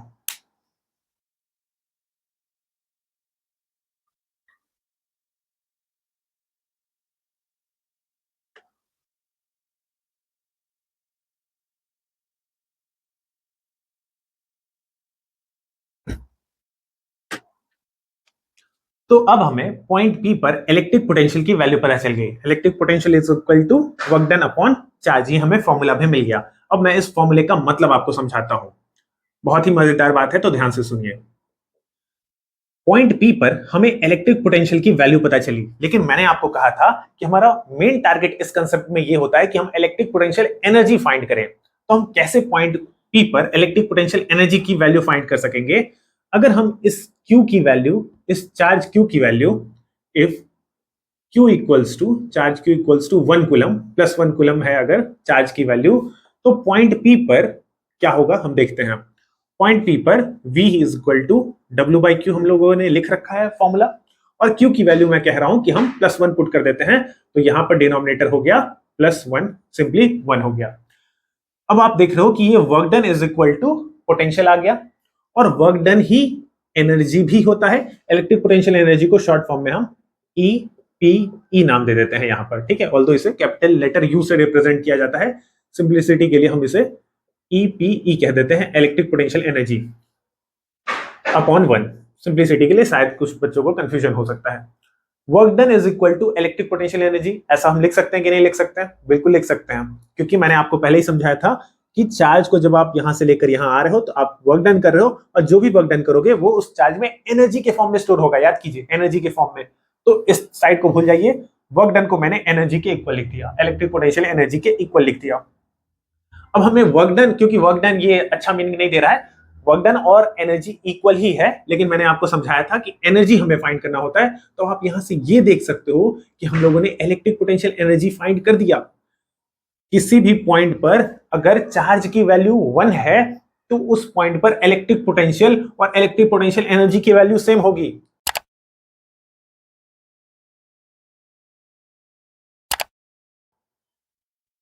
फिर से रिपीट कर रहा हूं, अगर किसी पॉइंट पर इलेक्ट्रिक फील्ड में अगर हम +1 चार्ज लेकर आए, +1 कूलम चार्ज लेकर आए, तो उस पॉइंट पर जो इलेक्ट्रिक पोटेंशियल की वैल्यू होगी, ये है इलेक्ट्रिक पोटेंशियल का सिंबल, वो इलेक्ट्रिक पोटेंशियल एनर्जी के इक्वल ही होता है, ठीक है। अगर ये चार्ज की वैल्यू +1 कूलम होती तो ये जो भी हम लोगों ने वर्क डन किया, वो work done electric potential energy ही कहलाता, और इलेक्ट्रिक पोटेंशियल एनर्जी इस पॉइंट पर इलेक्ट्रिक पोटेंशियल के इक्वल होता। आप ऐसे भी समझ सकते हो इलेक्ट्रिक पोटेंशियल का मतलब, इलेक्ट्रिक पोटेंशियल इक्वल हो जाता है इलेक्ट्रिक पोटेंशियल एनर्जी के, अगर चार्ज का वैल्यू +1 कूलम हो। ये 1 से कंफ्यूज नहीं होना है, 1 तो सिंपली डिनोमिनेटर से हटाया जा सकता है। So potential, electric potential equal to electric potential energy when Q is equal to +1 coulomb. लेकिन सर अगर +1 कूलम ना हुआ तो, अगर हम यहां पर +1 चार्ज ना लेकर आए, +2 कूलम लेकर आ जाए, +5 कूलम लेकर आ जाए, तो कौन सी दिक्कत है? कौन सी दिक्कत है? आपको ये पता है कि electric potential energy of 1 coulomb charge is equal to electric potential of 1 coulomb charge is equal to electric potential. अगर +1 कूलम चार्ज है तो इलेक्ट्रिक पोटेंशियल एनर्जी की जो वैल्यू होगी वो इलेक्ट्रिक पोटेंशियल के वैल्यू के इक्वल होगी। तो 2 कूलम का अगर चार्ज लेकर आओगे तो ये 2 टाइम्स हो जाएगा, सिंपल सी बात। अगर 3 कूलम्स का चार्ज अगर आप लेकर आओगे तो ये 3 टाइम्स हो जाएगा। तो यहां से हम एक फॉर्मूला भी जनरेट कर सकते हैं of electric potential energy. Simply ये 2 3 करने से फायदा नहीं है, हम यहां पर Q लिख देते हैं, Q यानी कि चार्ज, स्मॉल लेटर Q यानी कि चार्ज। तो हमें उस पॉइंट पर इलेक्ट्रिक पोटेंशियल एनर्जी की वैल्यू पता चल गई, हम लोगों ने एक फॉर्मूला बना दिया। अब इस पॉइंट पर आप कुछ भी चार्ज लेकर आओ, 2 कूलम्स, 3 कूलम्स, 4 कूलम्स, आप सिंपली इस फॉर्मूला में Q की वैल्यू को चेंज करो और आपको इस पॉइंट पर इलेक्ट्रिक पोटेंशियल एनर्जी का वैल्यू पता चल जाएगा, जो कि मैंने आपको समझाया था कि हमारा मेन टारगेट यही फाइंड करना होता है। और इसे फाइंड करने के लिए हमें इलेक्ट्रिक पोटेंशियल की वैल्यू की जरूरत होती है। तो पहले हम लोगों ने इलेक्ट्रिक पोटेंशियल को डिफाइन किया, इलेक्ट्रिक पोटेंशियल का मतलब समझा, उस पॉइंट पर इलेक्ट्रिक पोटेंशियल निकाला सिंपली, और अब आप उस पोटेंशियल के वैल्यू में किसी भी चार्ज के मैग्नीट्यूड से मल्टीप्लाई करो, उस पॉइंट पर आपको इलेक्ट्रिक पोटेंशियल एनर्जी का वैल्यू पता चल जाएगा। तो ये होता है मेन मकसद इलेक्ट्रिक पोटेंशियल को फाइंड करने का। तो ये था पूरा टॉपिक अबाउट इलेक्ट्रिक पोटेंशियल, ठीक है। यहाँ पर चार्ज की वैल्यू +1 मैंने लिख रखा है। अब हम इलेक्ट्रिक पोटेंशियल डिफरेंस को समझेंगे।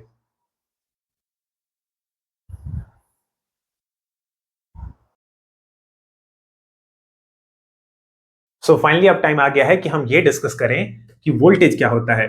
तो वोल्टेज को डिस्कस करने से पहले आप ये याद रखिए कि वोल्टेज को ही हम इलेक्ट्रिक पोटेंशियल डिफरेंस भी कहते हैं, या फिर इसे ही सिंपली पोटेंशियल डिफरेंस भी कहा जाता है।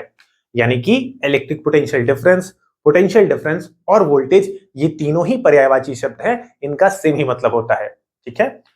But on the other hand electric potential ये अलग होता है, इसीलिए मैंने इसे अलग कलर से भी लिखा है। तो इलेक्ट्रिक पोटेंशियल अलग, बट ये तीनों ही same, voltage, electric potential difference and potential difference, ये तीनों ही सेम चीजें हैं।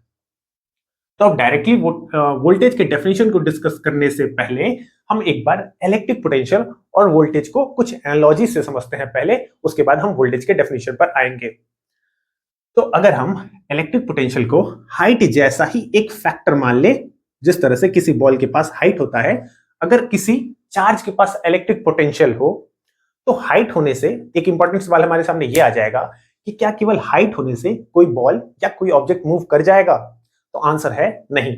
केवल हाइट होने से कोई भी बॉल या कोई भी ऑब्जेक्ट मूव नहीं करता जब तक हाइट में डिफरेंस ना हो। बॉल हाइट की वजह से मूव नहीं करता, बॉल मूव करेगा जब हाइट में डिफरेंस हो। इसे हम प्रैक्टिकली भी समझ लेते हैं। तो अगर इस सरफेस पर, जो कि एक प्लेन सरफेस है और इस सरफेस का कुछ ना कुछ हाइट है ग्राउंड से, इस सरफेस पर मैं इस बॉल को कहीं पर भी प्लेस करूं तो आप देखोगे कि ये बॉल अभी मूव नहीं कर रहा है। ऑल्दो इस बॉल का या इस सरफेस का ग्राउंड से कुछ ना कुछ हाइट तो है, लेकिन हाइट होने से केवल ये बॉल मूव नहीं कर रहा। जैसे ही मैं इसमें हाइट का डिफरेंस क्रिएट करूंगा तो ये बॉल मूव कर जाएगा आसानी से। तो आप देखो कि ये बॉल इसलिए मूव किया बिकॉज ये वाला पॉइंट जो था वो ज्यादा हाइट पर है और ये वाला पॉइंट कम हाइट पर है। तो बॉल मूव किया बिकॉज हाइट में डिफरेंस आया इस वजह से। ठीक ऐसे ही जिस तरह से हाइट में डिफरेंस होने के कारण बॉल मूव करता है, इलेक्ट्रिक पोटेंशियल में अगर डिफरेंस क्रिएट हो तो चार्ज मूव करेगा। चार्ज तब मूव करेगा जब इलेक्ट्रिक पोटेंशियल में डिफरेंस हो।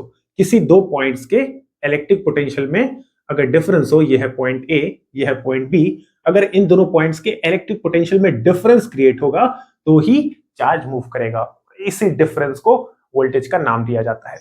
ठीक है, चलिए हम इसे दूसरे एनालॉजी से समझते हैं। अगर हम इलेक्ट्रिक पोटेंशियल को प्रेशर जैसा एक फैक्टर मान ले, पानी के प्रेशर जैसा एक फैक्टर, तो अब एक सवाल हमारे सामने फिर से आएगा कि क्या केवल प्रेशर होने से वाटर मूव करेगा? तो आंसर है नहीं। केवल प्रेशर होने से पानी मूव नहीं करेगा। पानी तब मूव करेगा जब दो पॉइंट्स पर प्रेशर का डिफरेंस क्रिएट हो। इसे भी हम प्रैक्टिकली समझते हैं। तो यहां मेरे सामने दो बोतल्स है, आप देख सकते हो दोनों ही बोतल्स में वाटर फिल्ड है, दोनों ही में पानी है और दोनों ही पे प्रेशर भी लग रहा है। ऊपर से एटमॉस्फेरिक प्रेशर दोनों ही बॉटल्स पर इक्वली लग रहा है। लेकिन क्या केवल प्रेशर होने से पानी मूव कर रहा है? तो सिंपल सा आंसर है वाटर भी मूव नहीं कर रहा। लेकिन अगर मैं एक बॉटल को ऊपर कर दूं हाइट में, तो हाइट में ऊपर करने से उसमें प्रेशर भी बढ़ जाएगा और प्रेशर जब बढ़ेगा तो प्रेशर का डिफरेंस क्रिएट हो जाएगा, तो पानी इजिली फ्लो करने लगेगा। देखते हैं, आप देखो इस बॉटल में पानी फिल हो रहा है।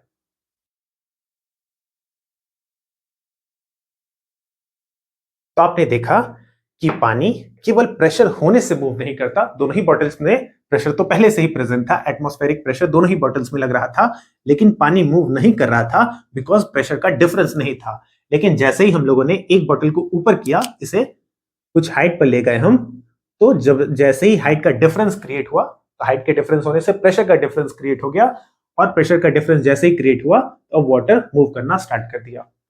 तो केवल इलेक्ट्रिक पोटेंशियल होने से, किसी पॉइंट पर इलेक्ट्रिक पोटेंशियल के प्रेजेंट होने से चार्ज मूव नहीं करेगा। चार्ज तब मूव करेगा जब दो पॉइंट्स के बीच इलेक्ट्रिक पोटेंशियल का डिफरेंस क्रिएट हो और इसी डिफरेंस को हम वोल्टेज का नाम देते हैं।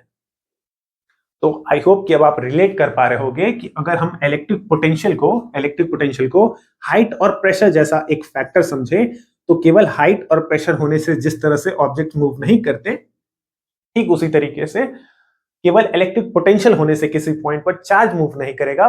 दो पॉइंट्स के बीच अगर इलेक्ट्रिक पोटेंशियल का डिफरेंस होगा तो वहां पर चार्जेस मूव करेंगे और इसी डिफरेंस को नाम दिया जाता है वोल्टेज। ठीक है, तो आई होप आपने इस एनालॉजी को समझा होगा। अब हम वोल्टेज के डेफिनेशन को डिस्कस करते हैं। तो अभी तक हम लोगों ने वोल्टेज को कुछ एनालॉजीज की हेल्प से समझने की कोशिश की। अब हम ये समझते हैं कि वोल्टेज एक्चुअल में क्या होता है। तो वोल्टेज को भी दो मेथड से एक्सप्लेन किया जा सकता है। पहला मेथड ये होगा कि हम पहले इलेक्ट्रिक पोटेंशियल को समझ लें और इलेक्ट्रिक पोटेंशियल को समझकर हम इलेक्ट्रिक पोटेंशियल का डिफरेंस समझ लेंगे, यानी कि वोल्टेज को समझ लेंगे। तो ये होगा मेथड 1, बट ये मेथड थोड़ा सा लॉन्ग होगा। सेकेंड मेथड ये होगा कि हम पूरी तरीके से इलेक्ट्रिक पोटेंशियल को इग्नोर कर दें, ठीक है, और हम डायरेक्टली वोल्टेज के डेफिनेशन को ही डिस्कस कर लें। तो ये मेथड बहुत ही शॉर्ट होगा। तो मैं दोनों ही मेथड्स आपके साथ डिस्कस कर रहा हूं। आपको जो इजी लगे, अपने अकॉर्डिंग जो अच्छा लगे, आप उसे याद रख सकते हो। दोनों ही मेथड्स बिल्कुल करेक्ट हैं क्लास 10th में। ठीक है, ओके। तो हम पहले मेथड को डिस्कस करते हैं। पहले हम समझते हैं इलेक्ट्रिक पोटेंशियल, और इलेक्ट्रिक पोटेंशियल को समझकर हम समझ लेंगे वोल्टेज को, ठीक है। बट इलेक्ट्रिक पोटेंशियल या वोल्टेज को समझने के लिए पहले हमें समझना होगा कि व्हाट इज इलेक्ट्रिक फील्ड। तो हम समझते हैं कि what is electric field. Electric field को आप सिमिलर मान सकते हो मैग्नेटिक फील्ड के जैसा ही। अगर ये सपोज कि एक मैग्नेट है, तो इस मैग्नेट के अराउंड अगर आप किसी दूसरे मैग्नेट को लेकर आओगे, तो ये मैग्नेट हो सकता है कि उसे अट्रैक्ट कर ले, या फिर हो सकता है कि उसे रिपेल करके दूर भेज दे।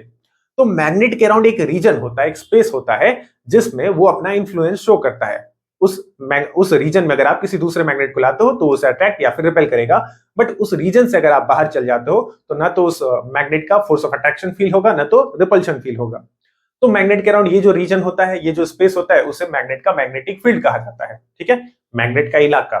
उसी तरीके से चार्ज का भी एक इलाका होता है। इस इलाके में अगर आप किसी दूसरे चार्ज को लेकर आओगे, तो अगर सेम नेचर का चार्ज हुआ तो ये चार्ज उसे रिपेल कर देगा। बट अगर ऑपोजिट नेचर का चार्ज लेकर आओगे तो हो सकता है कि वो उसे अट्रैक्ट कर ले। हो क्या सकता है, बिल्कुल उसे अट्रैक्ट कर लेगा। तो चार्ज के अराउंड ये जो रीजन होता है, जहां पर ये वाला चार्ज अपना फोर्स ऑफ अट्रैक्शन और फोर्स ऑफ रिपल्शन शो करेगा, ठीक है, अपना इंफ्लुएंस, अपना डोमिनेंस शो करेगा, वो रीजन कहलाता है उस चार्ज का इलेक्ट्रिक फील्ड। तो मैग्नेट के अराउंड वो जो रीजन था जहां पर मैग्नेट का पावर फील किया जा सकता है, फोर्स ऑफ अट्रैक्शन रिपल्शन वाला, वो कहलाता है मैग्नेट का मैग्नेटिक फील्ड। चार्ज के अराउंड ये जो स्पेस होता है जहां पर चार्ज अपना पावर शो करेगा, वो चार्ज का इलेक्ट्रिक फील्ड कहलाता है। सिंपल शब्दों में यही मतलब है। इसके बारे में ज्यादा डिटेल्स आप क्लास 12 के फिजिक्स में जानोगे।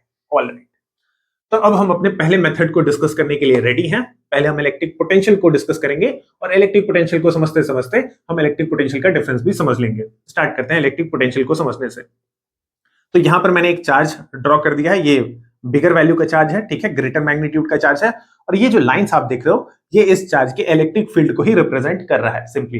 ओके, तो इलेक्ट्रिक पोटेंशियल हमें ये समझाता है, इलेक्ट्रिक पोटेंशियल का डेफिनेशन हमें ये कहता है कि अगर हम लोगों ने किसी स्मॉल वैल्यू के चार्ज को, इस चार्ज से स्मॉल वैल्यू के चार्ज को इंफिनिटी पर अगर प्लेस कर दिया, ठीक है, सर इंफिनिटी पर ही प्लेस क्यों करते हैं? तो इंफिनिटी पर प्लेस करने का एक बहुत ही अच्छा रीजन ये होता है कि हम जो भी कैलकुलेशन यहां पर करने वाले हैं, वो हमारा कैलकुलेशन आसान हो जाता है, ठीक है। तो सिंपल सा मतलब आप अभी यही समझो कि हमारा कैलकुलेशन आसान हो जाए, इसलिए हम उस चार्ज को इंफिनिटी पर प्लेस करते हैं। अच्छा, इंफिनिटी तो डिफाइंड ही नहीं है। इंफिनिटी तो किसी को नहीं पता कि इंफिनिटी क्या होगा, कितना डिस्टेंस इंफिनिटी कहलाएगा। तो इंफिनिटी सिंपली एक कंसेप्ट होता है, ठीक है। और इस चार्ज के कॉन्टेक्स्ट में इंफिनिटी की अगर मैं बात करूं, तो इंफिनिटी कुछ 100 मीटर से लेकर कुछ किलोमीटर का डिस्टेंस इंफिनिटी कहलाएगा, ठीक है। यानी कि इस चार्ज के इलेक्ट्रिक फील्ड से अगर आप बहुत दूर हो तो वो डिस्टेंस इंफिनिटी है, सिंपल सी बात। इस चार्ज के इलेक्ट्रिक फील्ड से जो भी डिस्टेंस पर अगर आप दूर हो तो वो इंफिनिटी का डिस्टेंस ही कहलाता है किसी दूसरे चार्ज के लिए। ओके, तो इंफिनिटी आपने समझ लिया। तो इंफिनिटी पर हम लोगों ने एक स्मॉल वैल्यू का चार्ज प्लेस किया है, और इस चार्ज का मैग्नीट्यूड है क्यू, इसे हम क्यू से रिप्रेजेंट करेंगे। क्यू वैल्यू का चार्ज प्लेस है, याद रखिएगा। अब इलेक्ट्रिक पोटेंशियल हमें यह समझाता है कि अगर इंफिनिटी से इस चार्ज को उठाकर हम लेकर आए, धीरे धीरे धीरे धीरे धीरे धीरे उठाकर लेकर आए और इसे यहां पटक दें, इसके इलेक्ट्रिक फील्ड में पटक दें, ठीक है, किसी पॉइंट पर। Let's name this point as point A. तो हमने पॉइंट ए पर चार्ज क्यू को उठाकर फेंक दिया, सॉरी रख दिया, ठीक है। तो पॉइंट ए पर आ चुका है ये वाला चार्ज क्यू उठकर। तो हमें इलेक्ट्रिक पोटेंशियल का कंसेप्ट ये बताता है कि इस दौरान जब हम चार्ज को लेकर आ रहे होंगे, स्लोली स्लोली धीरे धीरे लेकर आ रहे होंगे, इस बिगर चार्ज के इलेक्ट्रिक फील्ड में लेकर आ रहे होंगे, तो हमें इस दौरान करना पड़ता है कुछ वर्क। हमने किया कुछ वर्क। सर वर्क क्यों किया? बहुत ही ईजी है कि जब हम इस चार्ज को लेकर आ रहे हैं तो ये भी पॉजिटिव चार्ज और ये भी पॉजिटिव चार्ज, तो ये वाला पॉजिटिव चार्ज जब आप इस चार्ज को नजदीक लेकर आओगे, स्मॉलर वाले चार्ज को, तो ऑब्वियसली उस पर फोर्स ऑफ रिपल्शन लगाएगा, उसे अपने नजदीक नहीं आने देगा। लेकिन हमें तो लेकर आना है, तो हम क्या करेंगे, उस चार्ज पर धक्का लगाएंगे और धक्का लगाकर इसे ऐसे ऐसे ऐसे करके इसके नजदीक लेकर आएंगे। तो आप चार्ज पर फोर्स लगा रहे हो और साथ ही साथ आपने चार्ज को डिस्प्लेस भी करवाया। पहले चार्ज कहीं और बैठा था आराम से, उसे उठाकर यहां से यहां लेकर आए, आपने डिस्प्लेसमेंट भी किया, ऐसे यानी कि डिस्प्लेसमेंट, साथ ही साथ आपने फोर्स भी लगाया। तो फोर्स इनटू डिस्प्लेसमेंट, याद कीजिए class 9 is equal to work done. तो ये वर्क डन हो गया बिकॉज आपने फोर्स भी लगाया है चार्ज पर, आपने चार्ज को डिस्प्लेस भी करवाया है। तो force into displacement is equal to work done, ठीक है। तो इसलिए हम कह सकते हैं कि हम लोगों ने चार्ज पर वर्क डन किया। इस वर्क डन को कुछ नाम दे देते हैं, ठीक है। इस वर्क डन को हम नाम दे देते हैं वर्क डन ए, ठीक है। वर्क डन ए कहने का मतलब कि पॉइंट ए तक लाने के लिए जो वर्क डन हमें करना पड़ा, उसे हम लोगों ने वर्क डन ए कह दिया, डब्ल्यू ए कह दिया। ओके, अब सिंपली काम खत्म है। इस पॉइंट पर अब हमें इलेक्ट्रिक पोटेंशियल पता चल गया। कहां पता चला सर? अभी तो वर्क डन आपने लिखा है। पता चल गया, मैं कह तो रहा हूं, इलेक्ट्रिक पोटेंशियल भी पता चल गया। कैसे? ठीक है, चलो देखते हैं। इस पॉइंट ए पर इलेक्ट्रिक पोटेंशियल अगर हमें लिखना है, इलेक्ट्रिक पोटेंशियल का सिंबल होता है capital V, electric potential symbol capital V. तो इस पॉइंट पर कैपिटल वी, इस पॉइंट ए पर इलेक्ट्रिक पोटेंशियल अगर हमें लिखना है तो वी ए नाम दे देते हैं इसे, ठीक है, आसान रहेगा समझने के लिए। तो पॉइंट ए का जो इलेक्ट्रिक पोटेंशियल होगा वो इक्वल टू होगा इस पॉइंट तक लाने के लिए किया गया वर्क डन, जो भी वर्क डन आपने किया, तो वर्क डन हमने किया W A, work done divided by this charge. इस चार्ज का जो भी मैग्नीट्यूड है उस चार्ज से अगर हम डिवाइड कर दें, ये जो चार्ज क्यों हम लेकर आए थे, इस चार्ज से इस वर्क डन को अगर हम सिंपली डिवाइड कर दें तो हमें पॉइंट ए का इलेक्ट्रिक पोटेंशियल पता चल गया। वेरी सिंपल, फिर से समझिए इलेक्ट्रिक पोटेंशियल हमने कैसे फाइंड किया। हमने एक चार्ज को उठाया, इंफिनिटी से उठाया लेकर आए पॉइंट ए तक, इस चार्ज के इलेक्ट्रिक फील्ड में पॉइंट ए पर लाकर इस चार्ज को पटक दिए। तो पॉइंट ए पर लाने में हमें कुछ वर्क डन करना पड़ा, उसे हम लोगों ने नाम दे दिया वर्क डन ए, डब्ल्यू ए नाम दे दिया। तो इस पॉइंट पर, पॉइंट ए पर अगर आपको इलेक्ट्रिक पोटेंशियल की वैल्यू चाहिए, इस इलेक्ट्रिक पोटेंशियल की वैल्यू चाहिए, तो उसे हम लोगों ने वीए से रिप्रेजेंट कर दिया। सिंपलिसिटी के लिए पता रहेगा कि पॉइंट ए का इलेक्ट्रिक पोटेंशियल है। तो पॉइंट ए का electric potential is equal to जो भी वर्क डन किया डिवाइडेड बाय दिस चार्ज, निकलकर आ गया इलेक्ट्रिक पोटेंशियल। यही है डेफिनेशन में भी, डेफिनेशन में भी यही सेम बात लिखा हुआ है। रीड कर लेते हैं। Electric potential is defined as the amount of work done. Electric potential is defined as the amount of work done per unit charge. Amount of work done per unit charge. Per unit निकालने के लिए आप उस चीज से divide करते हो, तो चार्ज का पर यूनिट निकालना था हम लोगों को, तो हम लोगों ने चार्ज से ही डिवाइड कर दिया। ठीक है, पर यूनिट निकालना है हमें चार्ज का, तो हम लोगों ने चार्ज से डिवाइड कर दिया। To move a charge from infinity to a point, from infinity to a point in electric field. Definition बैठ रहा है, पूरी तरीके से बैठ रहा है, सेम बात है। ठीक है, तो ये हमें मिल गया पॉइंट ए पर इलेक्ट्रिक पोटेंशियल का फॉर्मूला। ओके, अब एक इंटरेस्टिंग बात बताऊं, हमें ये फॉर्मूला पता चल गया ना पॉइंट ए पर इलेक्ट्रिक पोटेंशियल का। अब हमें इस चार्ज की जरूरत नहीं है, इससे बैठकर चाय नाश्ता करवाने की जरूरत नहीं है, इसे भगाते हैं। चल भाग, बट फालतू का स्पेस खा रहा है, अच्छा भी नहीं लग रहा है देखने में, हमने हटा दिया। हमें पॉइंट ए पर जो चाहिए था, हमें पॉइंट ए पर इलेक्ट्रिक पोटेंशियल की वैल्यू चाहिए थी, वो हमें मिल चुका है। तो हमें चार्ज को यहां पर बैठाकर उसे नाश्ता करवाने की जरूरत नहीं है, जो वैल्यू चाहिए था वो हमें मिल गया। ओके, अब हम क्या करेंगे, चार्ज को वापस भेज देंगे इन्फिनिटी पर। चार्ज चला गया इन्फिनिटी पर, वापस से इसे उठाएंगे। चल भाई आराम मत कर, जग जा, आ जा, वापस आ, और वापस अब इसे लेकर आएंगे किसी दूसरे पॉइंट पर, और इस पॉइंट को नाम दे देते हैं पॉइंट बी। ठीक है, ये हमने पॉइंट बी पर लाकर चार्ज को प्लेस कर दिया। इसे मैं इरेज करके यहां लिख लूं, थोड़ा स्पेस मिल जाएगा। ओके, इसे मैं इरेज करके साइड में लिख लेता हूं। V A is equal to, याद करो, V A is equal to, यहां पर मैंने लिखा था V A equal to work done at A divided by charge Q. ठीक है, ये पॉइंट ए का इलेक्ट्रिक पोटेंशियल हमें पता है। पॉइंट बी पर वही सेम काम, वही सेम चार्ज लेकर आए हैं, दोबारा से हमने कुछ वर्क डन किया होगा, इस बार वर्क डन को कह देते हैं work done B, W B.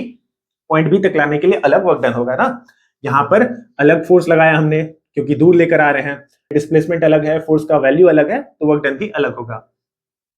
अच्छा, वर्क डन कहां पर ज्यादा करना पड़ा, पॉइंट ए तक लाने के लिए या पॉइंट बी तक लाने के लिए? सोच के आंसर बताइए, पॉइंट ए का वर्क डन ज्यादा या पॉइंट बी का वर्क डन ज्यादा?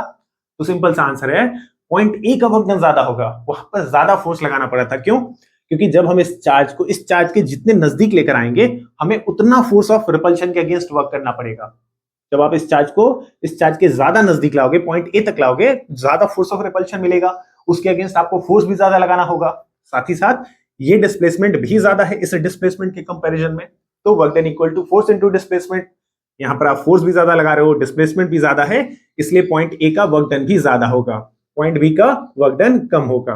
ओके, तो पॉइंट बी पर अगर हमें इलेक्ट्रिक पोटेंशियल का वैल्यू लिखना हो तो कौन सी बड़ी बात है, अब तो सिंपली आप बता सकते हो कि electric potential at point B is equal to work done at point B divided by magnitude of charge. Point B पर भी इलेक्ट्रिक पोटेंशियल पता चल गया, जो काम हमने यहां किया था पॉइंट ए पर, वही सेम काम कर दिया हम लोगों ने पॉइंट बी पर। अच्छा, चार्ज इस बार यहां है अभी, ठीक है, इसे हमने अभी भगाया नहीं है, भगाएंगे बहुत जल्दी, इसे भगाएंगे, तब तक इसे यहां छोड़ दो। ठीक है, चलो इसे दूसरे कलर से रिप्रेजेंट कर देता हूं। इसे ब्लैक कलर से लिख देते हैं, कंफ्यूजन ना हो इस वजह से। तो हमने पॉइंट बी पर अभी चार्ज को बैठाए रखा है, काम निकल जाएगा, इसे वापस से भेज देंगे। पॉइंट बी पर अभी ये चार्ज है, क्यू से उठकर, सॉरी इन्फिनिटी से उठकर ये पॉइंट बी पर अभी आकर बैठा हुआ है। हमें जो फाइंड करना था वो हमें मिल चुका है। अब हमें इस चार्ज की जरूरत नहीं है, इस चार्ज को भेजा जा सकता है वापस, ठीक है। ये तो मैं आपको एक्सप्लेन करने के लिए बता रहा था कि अभी वो पॉइंट बी पर है, लेकिन हमें जो चाहिए था, हमें चाहिए था पॉइंट ए पर इलेक्ट्रिक पोटेंशियल का वैल्यू या फॉर्मूला, वो हमें मिल चुका है। तो पॉइंट बी पर भी दोनों वैल्यूज हमें मिल चुके हैं और इलेक्ट्रिक पोटेंशियल भी हमने साथ ही साथ समझ लिया। अब थोड़ा सा स्पेस बनाने के लिए मैं इसे इरेज कर देता हूं, ठीक है। अगर आपने लिखा है, नहीं लिखा है तो आप स्क्रीनशॉट ले लो, मैं इसे इरेज कर रहा हूं ताकि हम फॉर्मूला को डिराइव कर सके। ओके,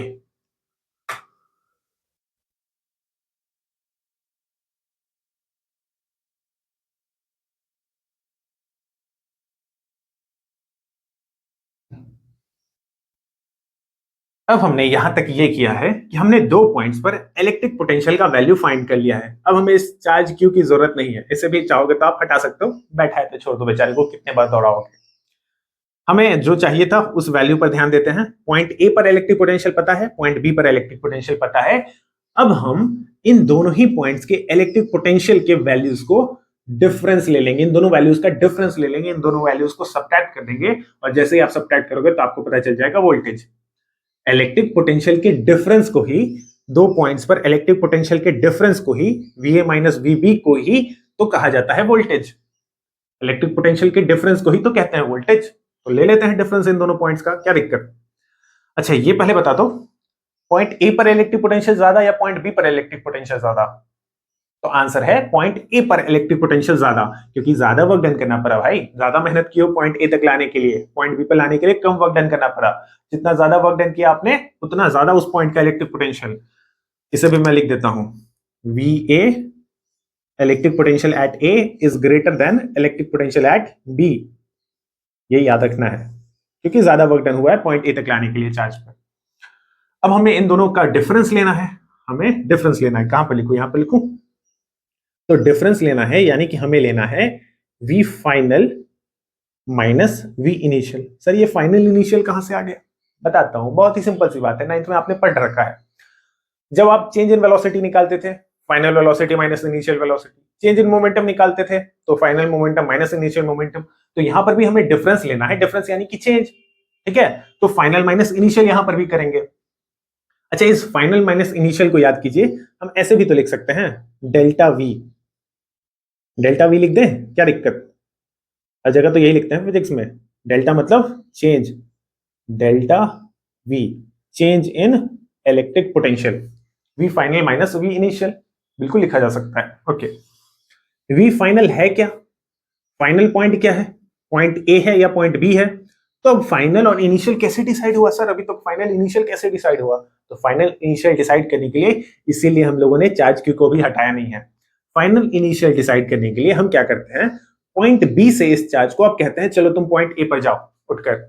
अब इसे दोबारा इन्फिनिटी पर नहीं भेजा हमने, अब हम क्या कर रहे हैं ध्यान से समझिएगा। ये फाइनल और इनिशियल मैंने क्यों लिख दिया, फाइनल इनिशियल लिखने का मेरा रीजन ये है कि अब मैं इस पॉइंट बी पर ये जो चार्ज प्लेस्ड है, इसे मैं कह रहा हूं कि अब तुम उठो, चार्ज क्यू बच्चा उठो तुम और उठकर चले जाओ पॉइंट ए पर, जाओ ना मुन्ना, चल भाग।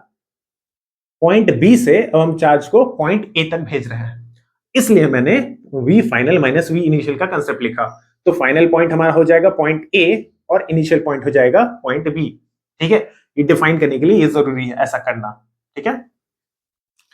ओके, तो वी फाइनल आपने समझा, वी इनिशियल समझा, वी फाइनल है वी ए और वी इनिशियल है वी बी। ओके, अच्छा वी फाइनल और वी इनिशियल का फॉर्मूला भी हमें पता है, यानी कि वी ए और वी बी का फॉर्मूला भी पता है। तो हम सिंपली इसे फॉर्मूले के टर्म्स में लिख देते हैं, work done at A divided by charge minus work done at B divided by charge. ऐसा भी लिखा जा सकता है ना, बिल्कुल। वी ए की वैल्यू पुट कर दिया यहां से, वी बी की वैल्यू यहां से मैंने पुट कर दिया। ओके, इसे फर्दर सॉल्व करते हैं यहां पर। तो मैं लिख लेता हूं, कहां लिखूं, ठीक है, ये लाइन ड्रॉ करते हो, डेल्टा वी यहां से उठाया भाई, डेल्टा वी यहां इसके बाद से लिख रहा हूं, delta V is equal to, ये तो है ही, ठीक है। अच्छा डिनोमिनेटर सेम है, डिनोमिनेटर सेम है तो डिनोमिनेटर को एक साथ लिख लेते हैं क्यू, और ऊपर क्या बचा, ऊपर बचा W A work done at point A minus W B work done at point B. A तक किया गया वर्क डन, बी तक किया गया वर्क डन। ओके, तो ये तो कुछ फॉर्मूला जैसा लग नहीं रहा है सर, अजीब अजीब फॉर्म है, V A W A minus W B, ऐसा तो लिखा नहीं है बुक में। ठीक है, उसका भी इलाज करते हैं। अब देखो, ये हम लोगों ने जब चार्ज को कहा कि बी से उठ बच्चा और उठ के आ जा पॉइंट ए पर, तो इस दौरान क्या ये चार्ज खुद से आ जाएगा विदाउट वर्क डन? तो सिंपल सा आंसर है, नहीं आएगा। दोबारा से आपको फोर्स तो लगाना होगा। अभी भी इलेक्ट्रिक फील्ड प्रेजेंट है, अभी भी डिस्प्लेसमेंट प्रेजेंट है, तो फोर्स इनटू डिस्प्लेसमेंट अभी भी वर्क कर रहा है। तो आपको दोबारा से यहां पर भी कुछ वर्क डन करना पड़ा है, यहां पर भी वर्क डन की रिक्वायरमेंट होगी। ऐसा नहीं है कि जादू से आ जाएगा ए से बी से ए तक। तो ये जो वर्क डन हमने किया, इस वर्क डन को हम क्या देते हैं, work done between A B. B से ए तक आने के लिए किया गया वर्क डन, या ए से बी के बीच जो हम लोगों ने वर्क डन किया, उसे वर्क डन ए बी कह देते हैं। तो अब हम इस work done A minus B को लिख सकते हैं simply work done between A and B. A से बी के बीच किया गया वर्क डन, और ये delta V as it is लिखा जा सकता है। बोलो, अब कुछ लग रहा है बुक में देखा देखा सा? ऐसा ही कुछ देखा था बुक में? अभी भी नहीं? फिलहाल यहां तक समझो, W A minus W B, A तक किया गया वर्क डन, बी तक किया गया वर्क डन, दोनों को सब्ट्रैक्ट कर रहे हैं। और दोनों को सब्ट्रैक्ट करने का मतलब तो यही बनता है ना कि ए से बी के बीच का जो वर्क डन होगा वही आएगा। तो इसलिए मैंने लिख दिया work done between A B. A B के बीच जो वर्क डन कर रहे हैं उसे हम लोगों ने ऐसे लिख दिया। अब आपको ये फॉर्मूला शायद देखा देखा सा लग रहा होगा। इसमें हम थोड़ा सा और अगर चेंज कर दें तो सिंप्लिसिटी के लिए हम इसे ऐसे भी लिख सकते हैं। देखिए, डेल्टा वी का मतलब होता है change in electric potential. Simple से मतलब है, डेल्टा वी का मतलब है वोल्टेज, इलेक्ट्रिक पोटेंशियल का difference. V final minus V initial is delta V. लेकिन कई जगहों पर, बहुत सारे जगहों पर सिंप्लिसिटी के लिए डेल्टा वी ना लिखकर सिंपली वी भी लिखा जाता है। यानी कि वी इलेक्ट्रिक पोटेंशियल का भी सिंबल होता है और वी वोल्टेज का भी सिंबल होता है, वी इलेक्ट्रिक पोटेंशियल डिफरेंस का भी सिंबल होता है। तो कंफ्यूज होने जैसा कुछ भी नहीं है, कंफ्यूज मत होइएगा। आप डेल्टा वी लिखो तो भी सही है, केवल वोल्टेज के लिए डेल्टा वी लिखो तो भी सही है, और वोल्टेज को सिंपली वी लिखकर दिखा दो तो भी सही है। ठीक है, टेंशन लेने की जरूरत नहीं है, इसमें कोई बहुत बड़ा सा चीज नहीं है। W A B work done upon charge. अब ये आपको देखा देखा सा फॉर्मूला लग रहा होगा, यही सेम फॉर्मूला बुक में भी लिखा होता है, बट इसका एक्चुअल मतलब तो यही है, V final minus V initial या फिर डेल्टा वी। दो पॉइंट्स के बीच के इलेक्ट्रिक पोटेंशियल के डिफरेंस के फॉर्म में लिखा जाए, V A minus V B के फॉर्म में लिखा जाए तो ज्यादा बेटर रहेगा। बट ऐसे भी लिखते हैं, कोई गलत बात नहीं है इसमें, ये भी लिखा जाता है, ये भी एक्सेप्टेड है, बिल्कुल एक्सेप्टेड है। आप इस फॉर्म में देखते होगे फॉर्मूले को। तो ये जो फॉर्मूला है, voltage is equal to work done upon charge, यही तो है वोल्टेज। दो पॉइंट्स पर हमने क्या किया, इस पूरे प्रोसेस में हमने यही तो किया, दो पॉइंट्स के इलेक्ट्रिक पोटेंशियल का डिफरेंस ले लिया और हमें मिल गया वोल्टेज का फॉर्मूला। यही तो था, दो पॉइंट्स के इलेक्ट्रिक पोटेंशियल का डिफरेंस ही तो कहलाता है वोल्टेज। तो पहले हम लोग इलेक्ट्रिक पोटेंशियल के डेफिनेशन को समझकर, हम लोगों ने उस डेफिनेशन को समझकर हम लोगों ने वोल्टेज को समझा। ये था मेथड 1। शायद ये थोड़ा सा लॉन्ग मेथड था, तो अब सिंप्लिसिटी के लिए हम मेथड 2 को समझते हैं, जो आपको ज्यादा बेटर लगेगा, ज्यादा आसान लगेगा। ठीक है, आप इसे कॉपी कर सकते हो। तो ये है वोल्टेज को समझने का दूसरा मेथड। अब हम सिंपली यहां पर वोल्टेज के डेफिनेशन को ही डिस्कस कर लेते हैं। तो वोल्टेज का डेफिनेशन हमें ये बताता है कि अगर इलेक्ट्रिक फील्ड के दो पॉइंट्स हैं, ठीक है, इलेक्ट्रिक फील्ड में हमने किन्हीं दो पॉइंट्स को चूज कर लिया, इसे नाम दे देते हैं पॉइंट बी, इसे कह देते हैं हम पॉइंट ए, और पॉइंट बी पर अगर हमने किसी चार्ज को प्लेस करके रखा है, ठीक है, कोई स्मॉल चार्ज क्यू हमने प्लेस कर दिया, ठीक है, स्मॉल लेटर से आप डिनोट करो या कैपिटल लेटर से डिनोट करो, दोनों कर सकते हो आप, कोई भी गलती नहीं है यहाँ पर। ओके, और अगर हम अब इस चार्ज क्यू को उठाकर पॉइंट ए तक लेकर आना चाहें तो हमें अगेन कुछ ना कुछ वर्क डन करना होगा, ऑब्वियसली, क्योंकि इसका फोर्स लग रहा होगा, फोर्स ऑफ रिपल्शन लग रहा होगा, उसके अगेंस्ट आप भी फोर्स लगाओगे, कुछ सर्टेन डिस्प्लेसमेंट होगा चार्ज का, तो हमने वर्क डन किया, हमने यहाँ पर वर्क किया चार्ज के ऊपर। ओके, तो अब वोल्टेज हमें सिंपली ये बताता है कि इन दोनों पॉइंट्स के बीच का वोल्टेज, जिसे हम V से डिनोट कर देते हैं, या पूरा पूरा मैं लिख देता हूं, वोल्टेज इज इक्वल टू जो भी वर्क डन हम लोगों ने यहां पर किया, तो हमने वर्क डन किया, ठीक है, जो भी वर्क डन हम लोगों ने किया divided by magnitude of this charge, बस यही हो गया voltage between these two points. Voltage को हम कैसे डिफाइन करते हैं, ये डेफिनेशन हमें ये समझाता है कि दो पॉइंट्स के बीच का वोल्टेज इज इक्वल टू होता है दोनों पॉइंट्स के बीच किया गया वर्क डन, जिसे हम W से डिनोट कर देते हैं, डिवाइडेड बाई चार्ज। ठीक है, ठीक है, स्मॉल लेटर क्यों लिख देता हूं, कंफ्यूजन ना हो इस वजह से। ओके, ठीक है, ये हो गया वोल्टेज का डेफिनेशन, यही है वोल्टेज का डेफिनेशन। रीड कर लेते हैं इसे। वोल्टेज और पोटेंशियल डिफरेंस, वोल्टेज को ही पोटेंशियल डिफरेंस भी लिखते हैं, is the amount of work done, amount of work done, voltage is the amount of work done per unit charge. इसे ध्यान से पढ़िए, पर यूनिट चार्ज, तो मैंने चार्ज से डिवाइड कर दिया, पर यूनिट पता चल जाएगा।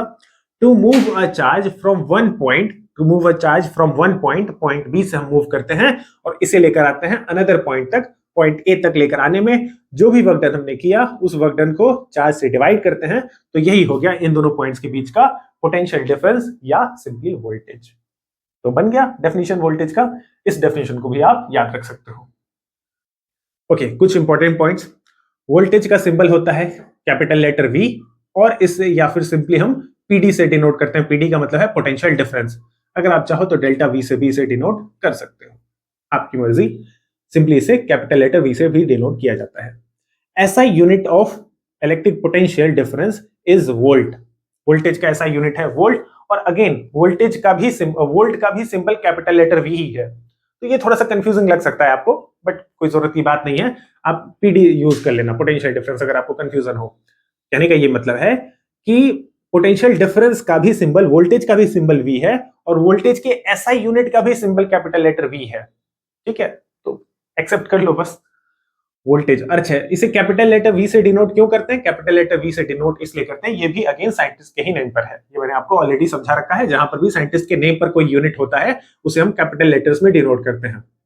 और यहां पर कंफ्यूजन मत रखना, ज्यादा कंफ्यूजन होगा तो पोटेंशियल डिफरेंस ये सिंबल आप यूज कर लीजिएगा। ओके, और ऐसा यूनिट इसे हम जूल पर कूलम भी कह सकते हैं। Volt is equal two joule per coulomb भी लिखा जा सकता है, तो आप वोल्ट लिखो या जूल पर कूलम लिखो, दोनों सेम ही चीजें हैं, कंफ्यूज मत होइएगा। Joule per coulomb is also volt. Joule per coulomb कहां से आ गया सर? यहां से आ गया। वर्क डन का यूनिट होता है जूल, और चार्ज का यूनिट तो आप सभी जानते हो, कूलम। तो यहां से आप इसे वोल्ट कहो या जूल पर कूलम कहो, दोनों एक ही चीज, वोल्ट और जूल पर कूलम सेम बात। Electric potential difference is a scalar quantity, voltage is a scalar quantity. और यहां पर एक बहुत ही इंपॉर्टेंट क्वेश्चन जो कि कई बार एग्जामिनेशन में पूछा जा चुका है, डिफाइन 1 वोल्ट। ठीक है, 1 वोल्ट का डेफिनेशन, तो जल्दी से हम इसे डिफाइन कर लेते हैं। आप ये सारी चीजें लिख लो।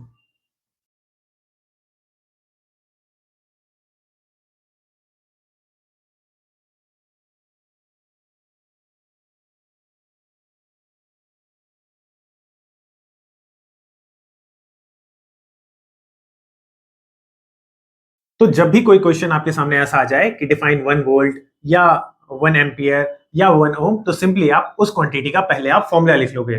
तो वोल्ट है तो हम वोल्टेज का फॉर्मूला लिखेंगे, voltage is equal to work done by charge. ठीक है, अब इस फॉर्मूले में हमें ये तो ऑलरेडी पता है कि हमें वोल्टेज को 1 बनाना है, तो वोल्टेज इज 1 वोल्ट। वोल्टेज को 1 वोल्ट बनाने के लिए इस फॉर्मूले में हमें इस साइड भी, RHS साइड भी, ये जो दो टर्म्स है वर्क डन, इसे भी 1 बनाना होगा, और साथ ही साथ चार्ज को भी 1 बनाना होगा। अब वर्क डन का यूनिट हम लिखेंगे, तो वर्क डन का यूनिट होता है जूल, और चार्ज का यूनिट होता है कूलम। लीजिए, बन गया definition of 1 volt. 1 volt is equal to 1 joule upon 1 coulomb, यही है 1 वोल्ट। अब इसे सिंपली हम लैंग्वेज में लिख देंगे। इफ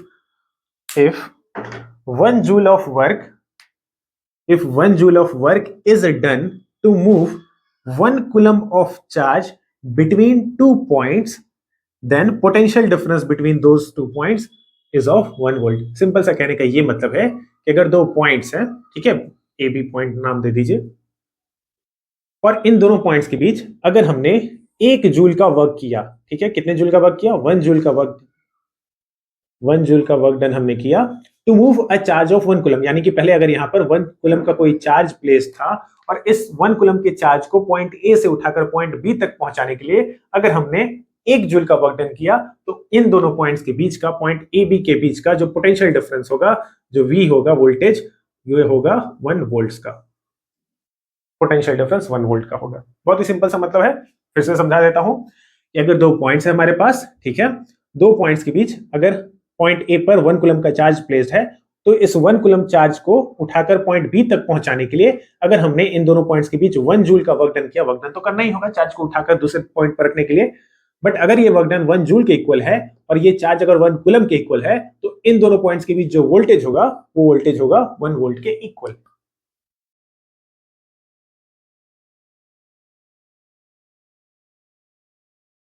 वोल्टेज तो हमने समझ लिया, लेकिन बैटरी पर ये जो 1.5 वोल्ट लिखा होता है या 9 वोल्ट लिखा होता है, इसका क्या मतलब होता है, चलिए समझते हैं। तो सपोज कि हमारे सामने एक बैटरी है जिस पर 6 वोल्ट्स लिखा है पोटेंशियल डिफरेंस।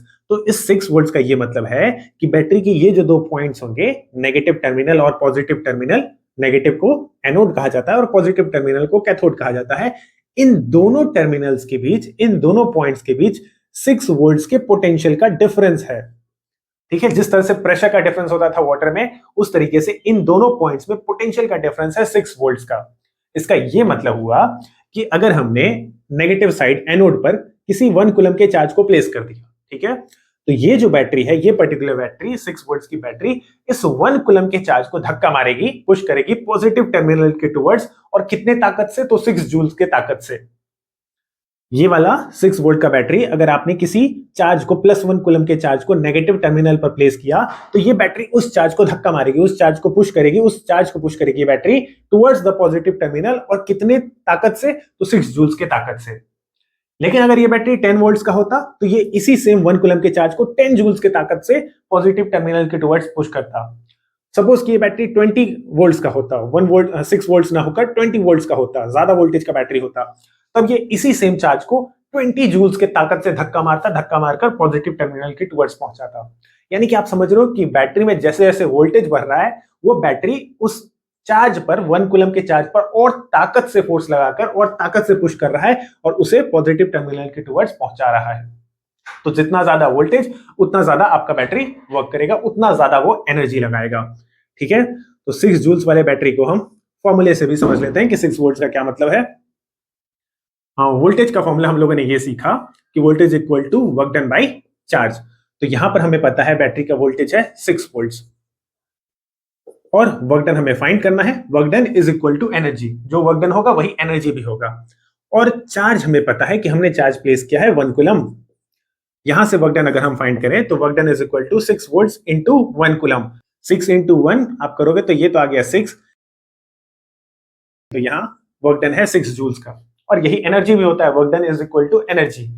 तो इससे आपने ये समझा कि अगर हम इस बैटरी पर नेगेटिव साइड में किसी 1 कूलम के चार्ज को प्लेस करते हैं, तो ये बैटरी उसे धक्का मारेगी, उस चार्ज को धक्का मारेगी, कितने जूल्स के ताकत से, 6 जूल्स के ताकत से, और धक्का मारकर इसे पहुंचाएगी पॉजिटिव टर्मिनल के टुवर्ड्स।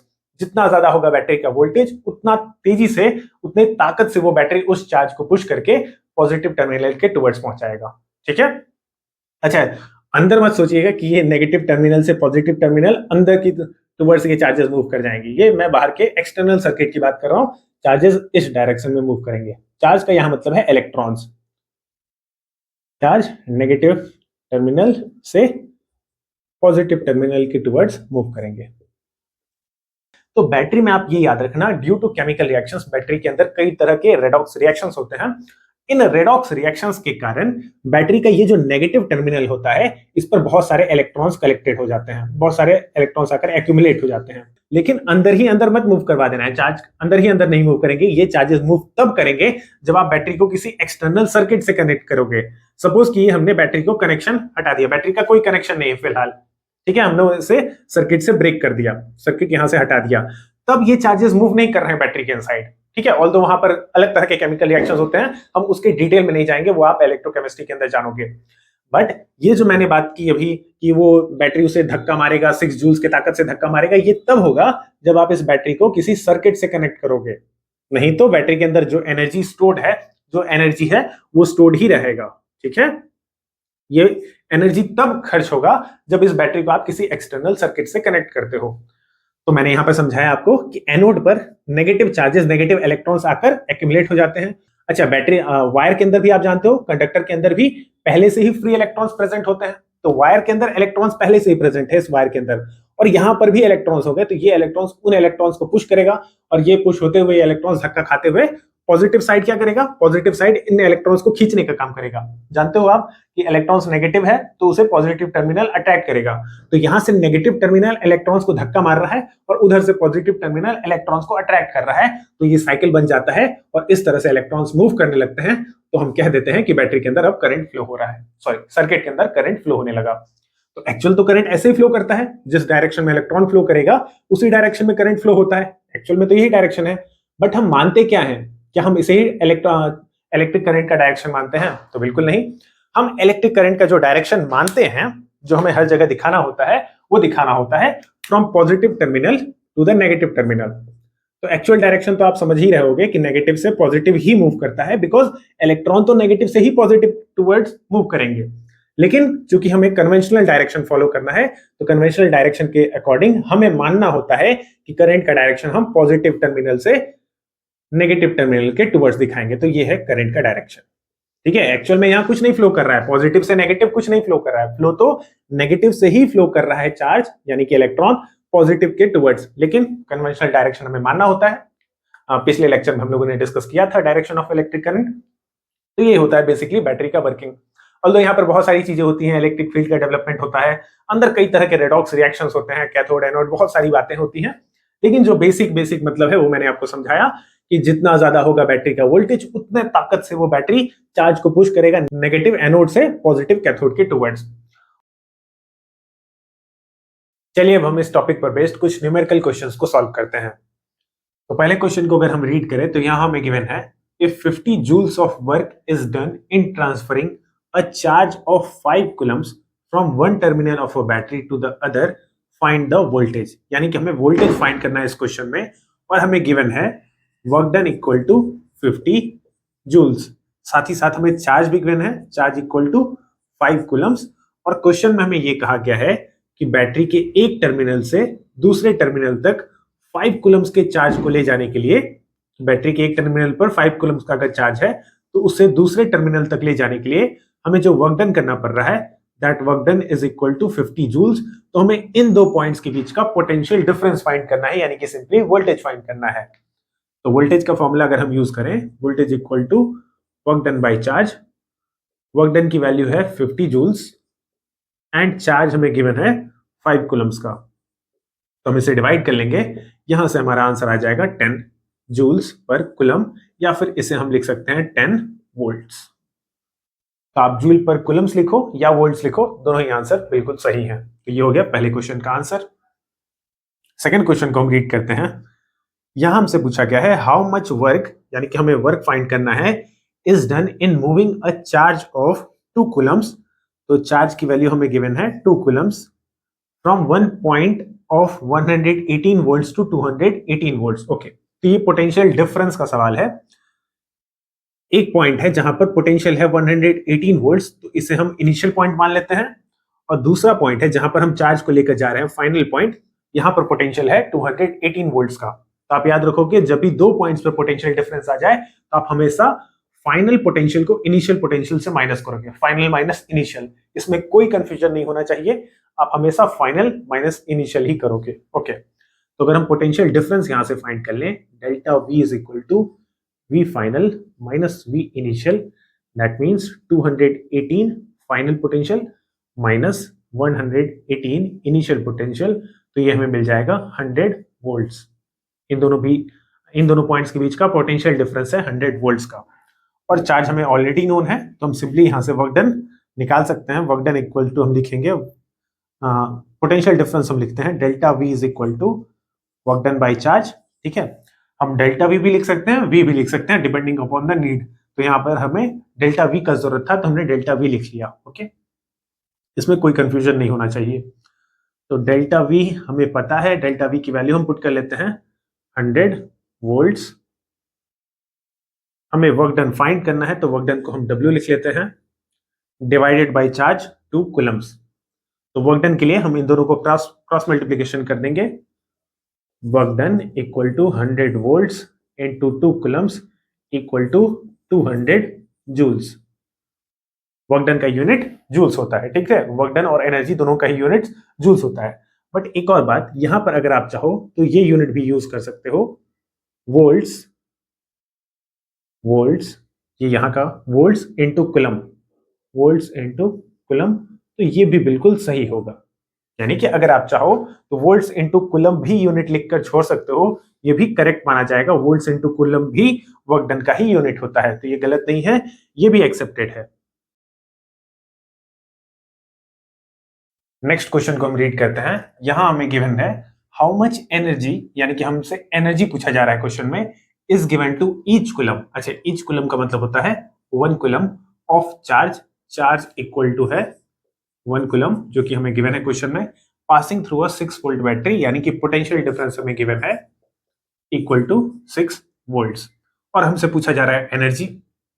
बट एनर्जी को फाइंड करने का हमने कोई डायरेक्ट फॉर्मूला तो पढ़ा नहीं है, लेकिन हम ये भी जानते हैं कि वर्क डन जो होता है वही एनर्जी के भी इक्वल होता है, work done equal to energy. तो हम अगर वर्क डन फाइंड कर ले पोटेंशियल डिफरेंस के फॉर्मूले से, which is potential difference V equal to work done upon charge, ये फॉर्मूला हम लोगों ने पढ़ रखा है वोल्टेज का। पोटेंशियल डिफरेंस हमें ऑलरेडी गिवन है, पोटेंशियल डिफरेंस 6 वोल्ट हमें गिवन है, चार्ज हमें गिवन है 1 कूलम का, तो हम इजिली यहां से वर्क डन फाइंड कर सकते हैं। वर्क डन इक्वल टू हो जाएगा potential difference into charge, 6 volt into 1 coulomb, तो वर्क डन यहां से आ गया 6 volts into 1 coulomb, that is 6 joules. ठीक है, आप 6 जूल्स लिखो, या फिर अगर आप चाहो तो वोल्ट्स इनटू कूलम यूनिट भी लगा सकते हो। तो यही वर्क डन है, और that is equal to, this is also equal to energy, energy is equal to 6 joules. ठीक है, जब भी ऐसा क्वेश्चन आए, आपसे एनर्जी पूछ दिया जाए क्वेश्चन में, पोटेंशियल डिफरेंस के क्वेश्चंस में, तो आप पहले वर्क डन फाइंड कर लोगे, और जो भी वर्क डन है that is equal to energy. Next question को रीड करते हैं। To carry how much charge, यानी कि हमसे यहां पर क्वेश्चन में चार्ज पूछा जा रहा है, तो क्यू की वैल्यू हमसे पूछी गई है क्वेश्चन में, between 2 points having potential difference equal to 100 volt. तो हमें पोटेंशियल डिफरेंस गिवन है delta V equal to 100 volts. ठीक है, मैं अगर चाहूं तो यहाँ पर PD भी लिख लूं, पोटेंशियल डिफरेंस भी लिख लूं, कोई बात नहीं, आप जिस भी टर्म को यूज करो आंसर सेम ही आएगा। और हमें गिवन है 500 joules of work is done, तो वर्क डन भी हमें गिवन है, work done equal to 500 joules. ठीक है, तो हम सिंपली पोटेंशियल डिफरेंस का फॉर्मूला यूज कर लेंगे चार्ज को फाइंड करने के लिए। We know potential difference equal to work done upon charge. तो हमसे क्वेश्चन में पूछा गया है यहां से charge, charge is equal to, charge यहां से हो जाएगा क्रॉस मल्टीप्लाई आप कर लो, simply work done by potential difference हो जाएगा। ओके, और वर्क डन हमें गिवन था 500 joules divided by potential difference that is 100 volts. तो ये अगर डिवाइड हुआ तो यहां से आंसर आ गया 5, और हम चार्ज फाइंड कर रहे थे तो आंसर हो गया 5 कूलम्स। ठीक है, Q equal to 5 coulombs, that is our answer. ये क्वेश्चन आप खुद से सॉल्व करोगे, ये एग्जैक्टली सिमिलर है इस वाले क्वेश्चन की तरह। यहां भी आपसे एनर्जी पूछा जा रहा है, क्वेश्चन में आपको 5 कूलम्स का चार्ज गिवन है एंड 9 वोल्ट्स की बैटरी गिवन है।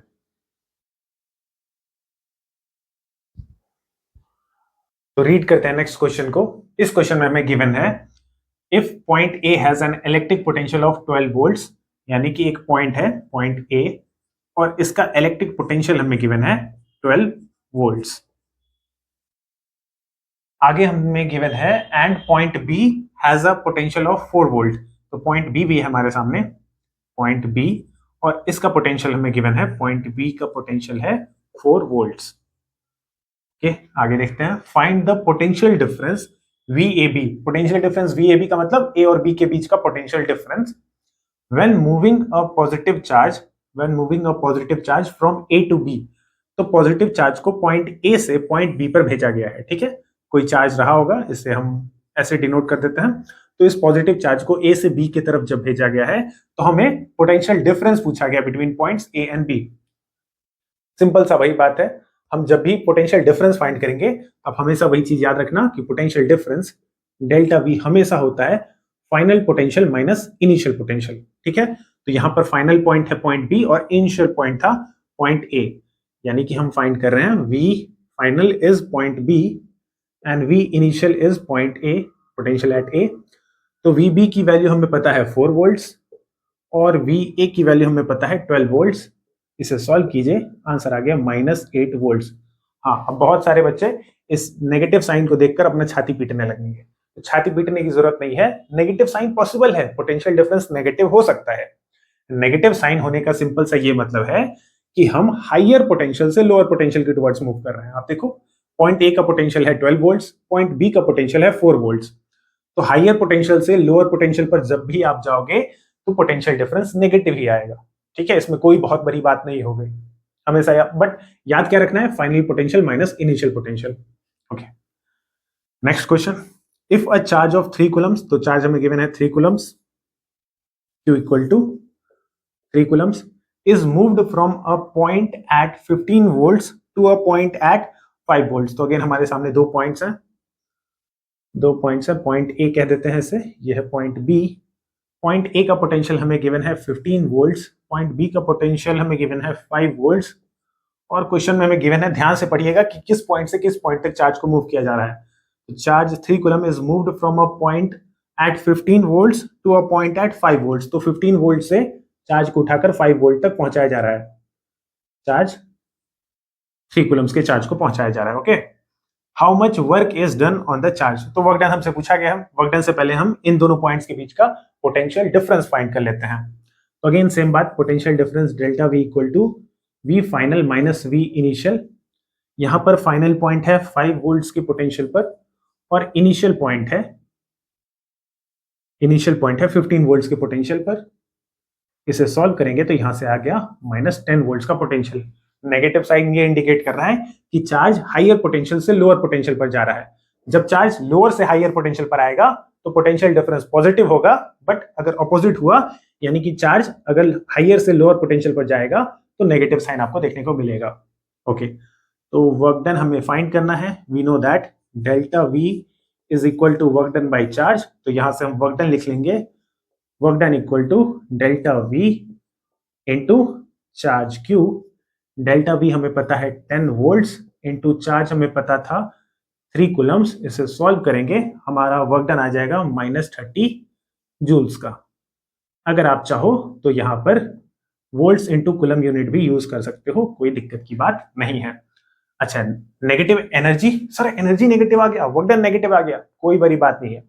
नेगेटिव एनर्जी हमें ये बता रहा है इस बार कि जब चार्ज 15 वोल्ट से 5 वोल्ट्स की तरफ मूव कर रहा होगा तो चार्ज एनर्जी को लॉस कर रहा होगा।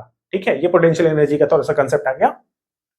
इसे सिंपल रखते हुए आप ऐसे समझ सकते हो कि चार्ज जब इस पॉइंट से इस पॉइंट तक मूव कर रहा होगा तो वो अपनी एनर्जी लॉस कर रहा होगा। नेगेटिव साइन यही इंडिकेट कर रहा है कि वो अपनी एनर्जी को लॉस कर रहा होगा।